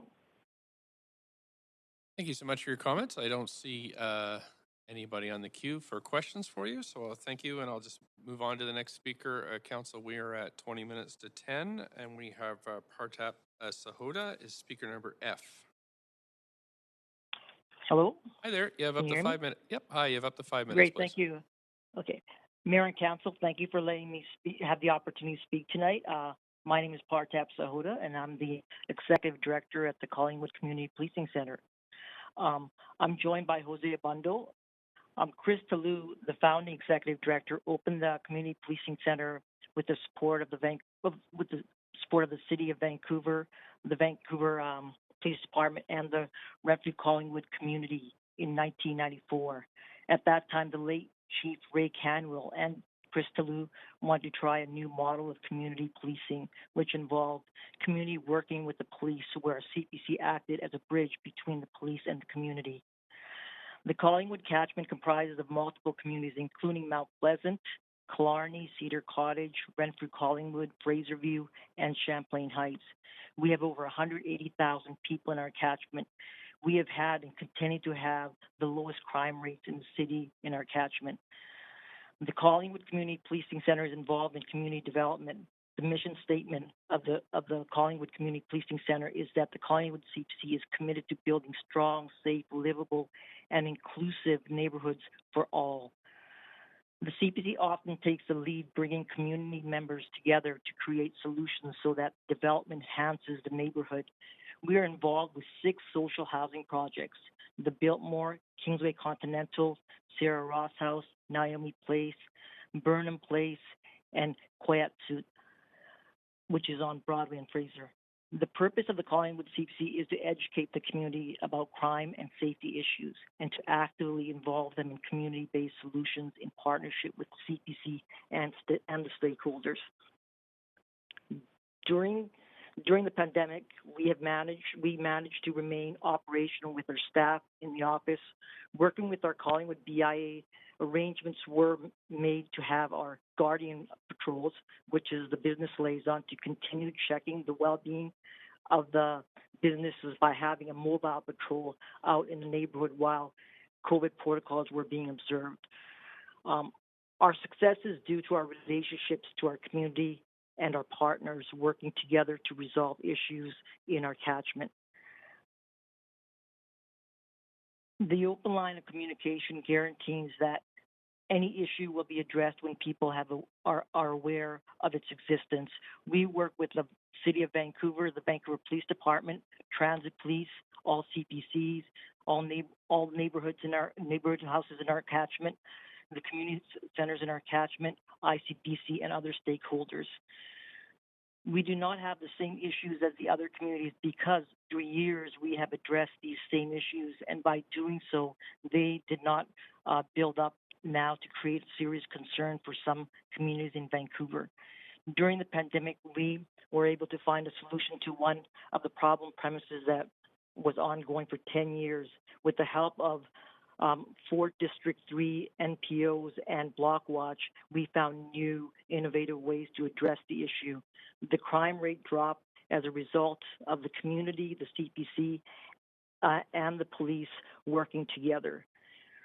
We always look for solutions to find better ways to serve our community. An example being seniors movies at Champlain Heights.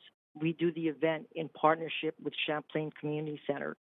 We educate seniors on crime prevention and how to be safe in the community and give them an opportunity to socialize during a lunch and watch a movie.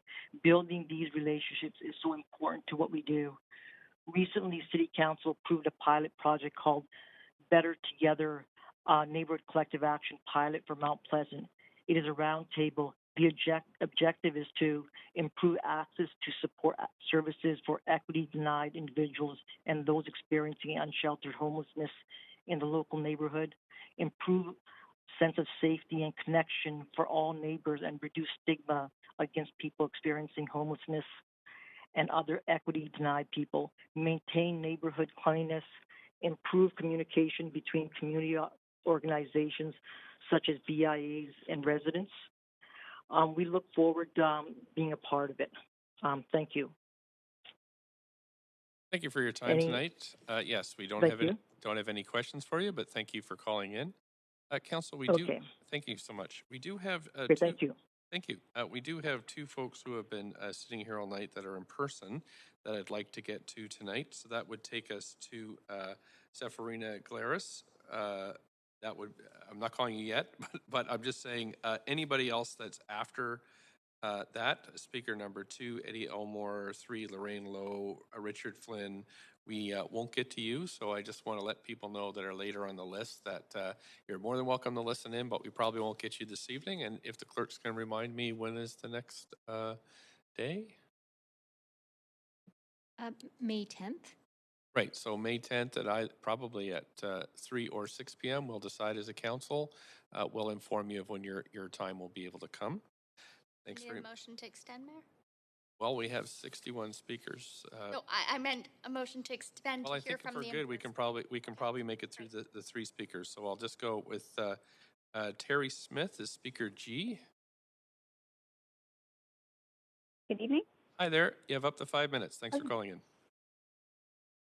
Thank you, Mayor and Council. I appreciate the opportunity to speak this evening. My name is Terry Smith, and I'm the Executive Director of the West End Business Improvement Association. We represent approximately 650 businesses and commercial property owners along our 3 main commercial streets of Davie, Denman, and Robson. The WEBIA's mandate is to brand, promote, and revitalize the West End for the purposes of enhancing the economic vitality of our business community. Brand, promote, revitalize. It is not and should not be the responsibility of the BIA to uphold public safety in our community. It is the role of the city and the role of the VPD. Yet as we are increasingly being faced with worsening conditions on our streets, BIAs, WEBIA included, feel this responsibility is being downloaded onto our already stretched organizations. Prior to the pandemic, the WEBIA did not have a private security program. We do now, and coverage has just increased from 3 to 5 days per week to help address the property crime issues and provide a needed service for our members. While we absolutely have a vested interest in community safety, this should not be our responsibility. But herein lies the problem. In order to fulfill my organization's mandate of branding, promoting, and revitalizing the West End, I spend an inordinate amount of my time addressing issues related to community safety. We cannot be effective in our economic development and recovery efforts if our streets are not safe, welcoming, or comfortable for all people. Street disorder, vandalism, theft, aggression, violence, homelessness, as well as mental health and drug-related issues are rampant and creating an unsafe environment for everybody, not just businesses, residents, and visitors, but for those most marginalized as well.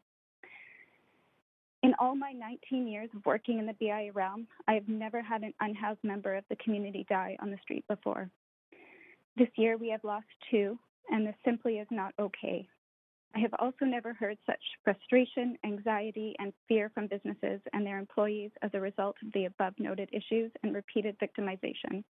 Our community is suffering and more must be done to restore its health and well-being for everyone. We are doing our part. We have been and will continue to be an active, engaged partner with the city, VPD, as well as various community organizations and social service agencies in promoting community safety. We will continue to be an advocate, lobbying for cross-governmental coordination and appropriate funding for a continuum of housing, wraparound supports and services, prevention and treatment programs, safe supply, complex care housing, and other progressive policies. We will continue to be a part of this important dialogue. However, we need to turn these conversations into actionable, measurable strategies.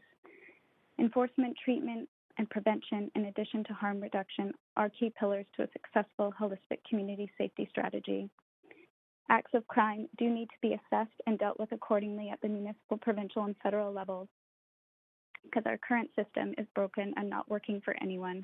Criminal behaviors require an immediate response, but also a deeper assessment of the root causes to direct the necessary course of action, whether it be on-demand mental health or addiction support services, incarceration, restorative justice, or rehabilitation.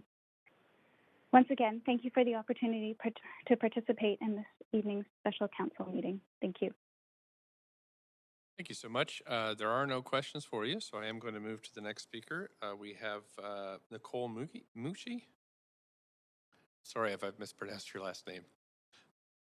Thank you so much for being so patient, and up to 5 minutes whenever you're ready. Thank you. Hi, I'm Nicole Mucci. You had it almost right. You were really close.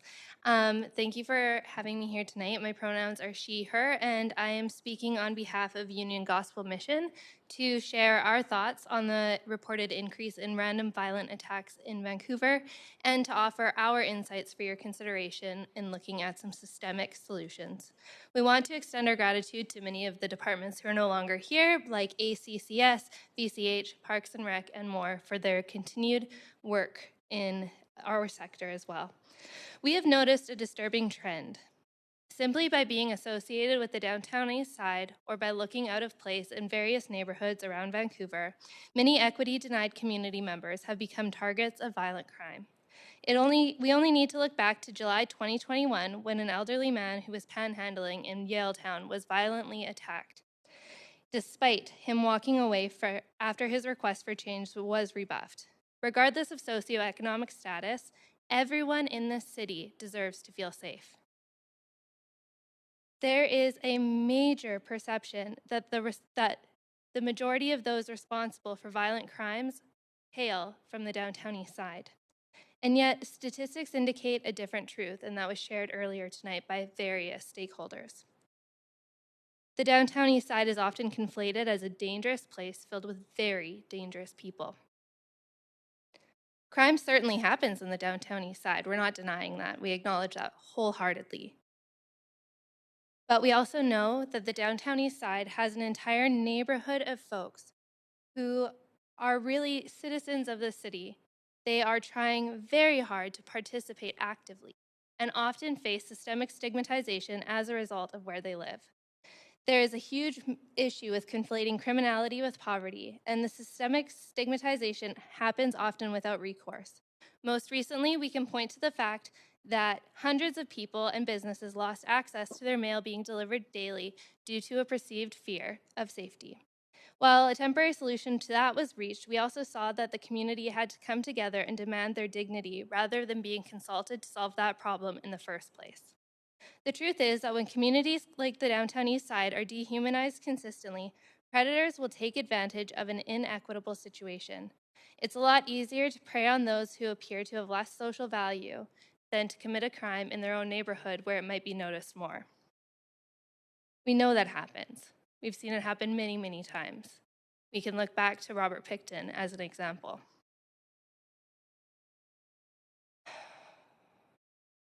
We also know that there are groups doing the very important work advocating to decriminalize poverty, and they spend a lot of time ensuring equity-denied individuals are given space and opportunity to speak into the matters that deeply impact them. And it was precisely some of those community members who were underrepresented here today and tonight. We fervently hope that Council considers continuing to find other engagement opportunities when developing potential alternatives to emergency response that don't always necessarily involve the VPD. At UGM, we have seen that community-centered alternatives work. Last week, we had somebody outside of our thrift store who we recognized that we were not equipped to walk alongside in their journey due to some of their medical issues. However, when we called the paramedics, they refused medical assistance, and we are not the kind of place that's gonna leave an ailing man in our alley simply because there's a gap for him.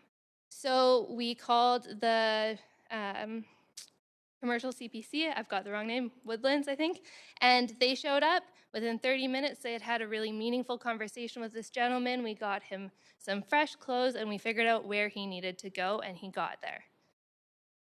We don't deny that violent crime is happening in our city, but we can't and won't deny that people from all walks of life are victims and perpetrators of the crimes themselves. We just can't keep offering the same solutions or suggested next studies to solve the issue. We need to see action. There needs to be cohesive, multi-level government action. In the neighborhood we serve and walk alongside, people every day are faced with unimaginable obstacles, and as a result, may end up alongside paths that they become victims of violence themselves.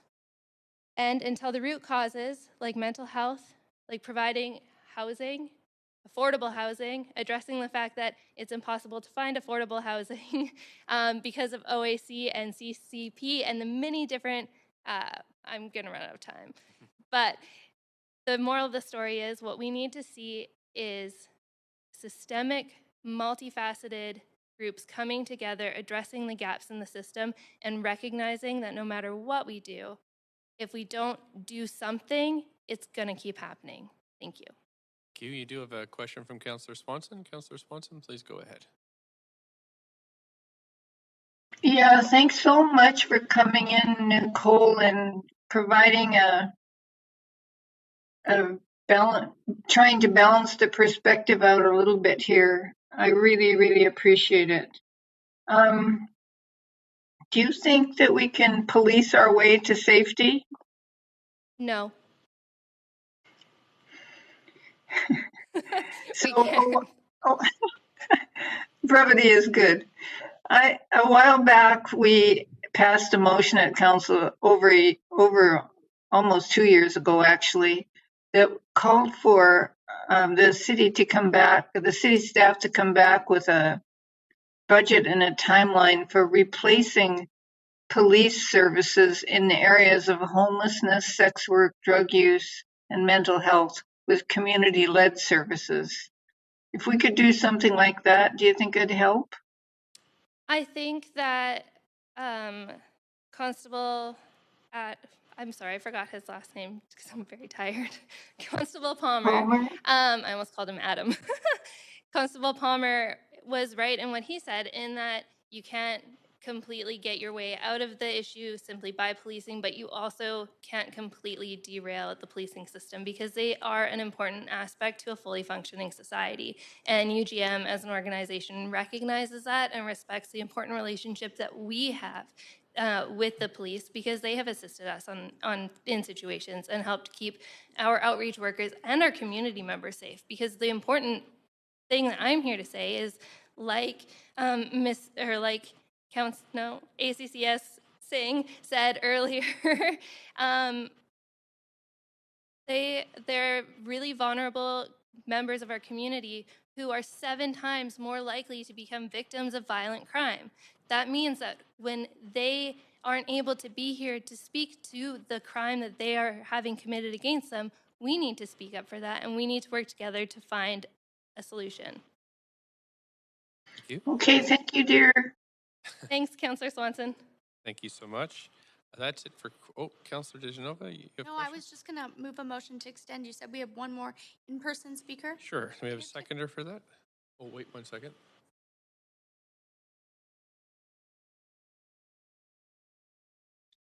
Okay, thanks. Are we sure? I don't think we need that. The person who was here has gone, but she will get an email to come back at the next meeting. But we'll move to the next speaker anyway. May I ask you? Enzo Papa. Enzo Papa. I'm the executive director for the Commercial Drive Business Society. I fear that perhaps Enzo, one of our members, was signed up in place of myself. Well, if that's Or okay. am I still on the list as well? You go ahead. I was under the understanding that you were ending the meeting, so I'm not prepared at this moment. I would ask kindly that I could be moved to the next meeting. Sure. Why don't we do that? We have only 3 minutes left, so we'll cut the speakers list here now, and we'll start with Enzo Papa at the next meeting. I think that works pretty well. So may I ask a point of procedure? I was just going to recess the meeting, but go ahead. Oh, of course. I was just wondering if there was an error in which speaker from the Commercial Drive BIA was speaking, because they technically aren't public speakers. They were on the memo. Not really speaking. A point of procedure. My question is, could the list be updated before we meet? We'll have an updated list. Thank you, Mayor. Yep. That's all from me. Thank you. Thank you very much. Appreciated. No problem. We'll hear from you next meeting. Clerks, can we repeat that one more time? We're going to be at May 10th. Is that right? Yes, May 10th, and a decision just needs to be made by council whether the meeting is to start at 3 p.m. or at 6 p.m. Great. Thank you so much. So we're going to recess for tonight, and we'll come back. We need to make a decision now. Mayor, I'm happy to move. Yep, let's go for 3 p.m. What do people think about that? Seconded? Somebody's moved it, somebody seconded. Any opposed? Well, it is a public hearing.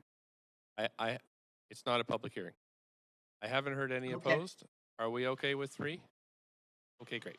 Thanks. So we're recessed, and we're coming back May 10th at 3 p.m., starting with Enzo Papa, speaker number L. Thank you.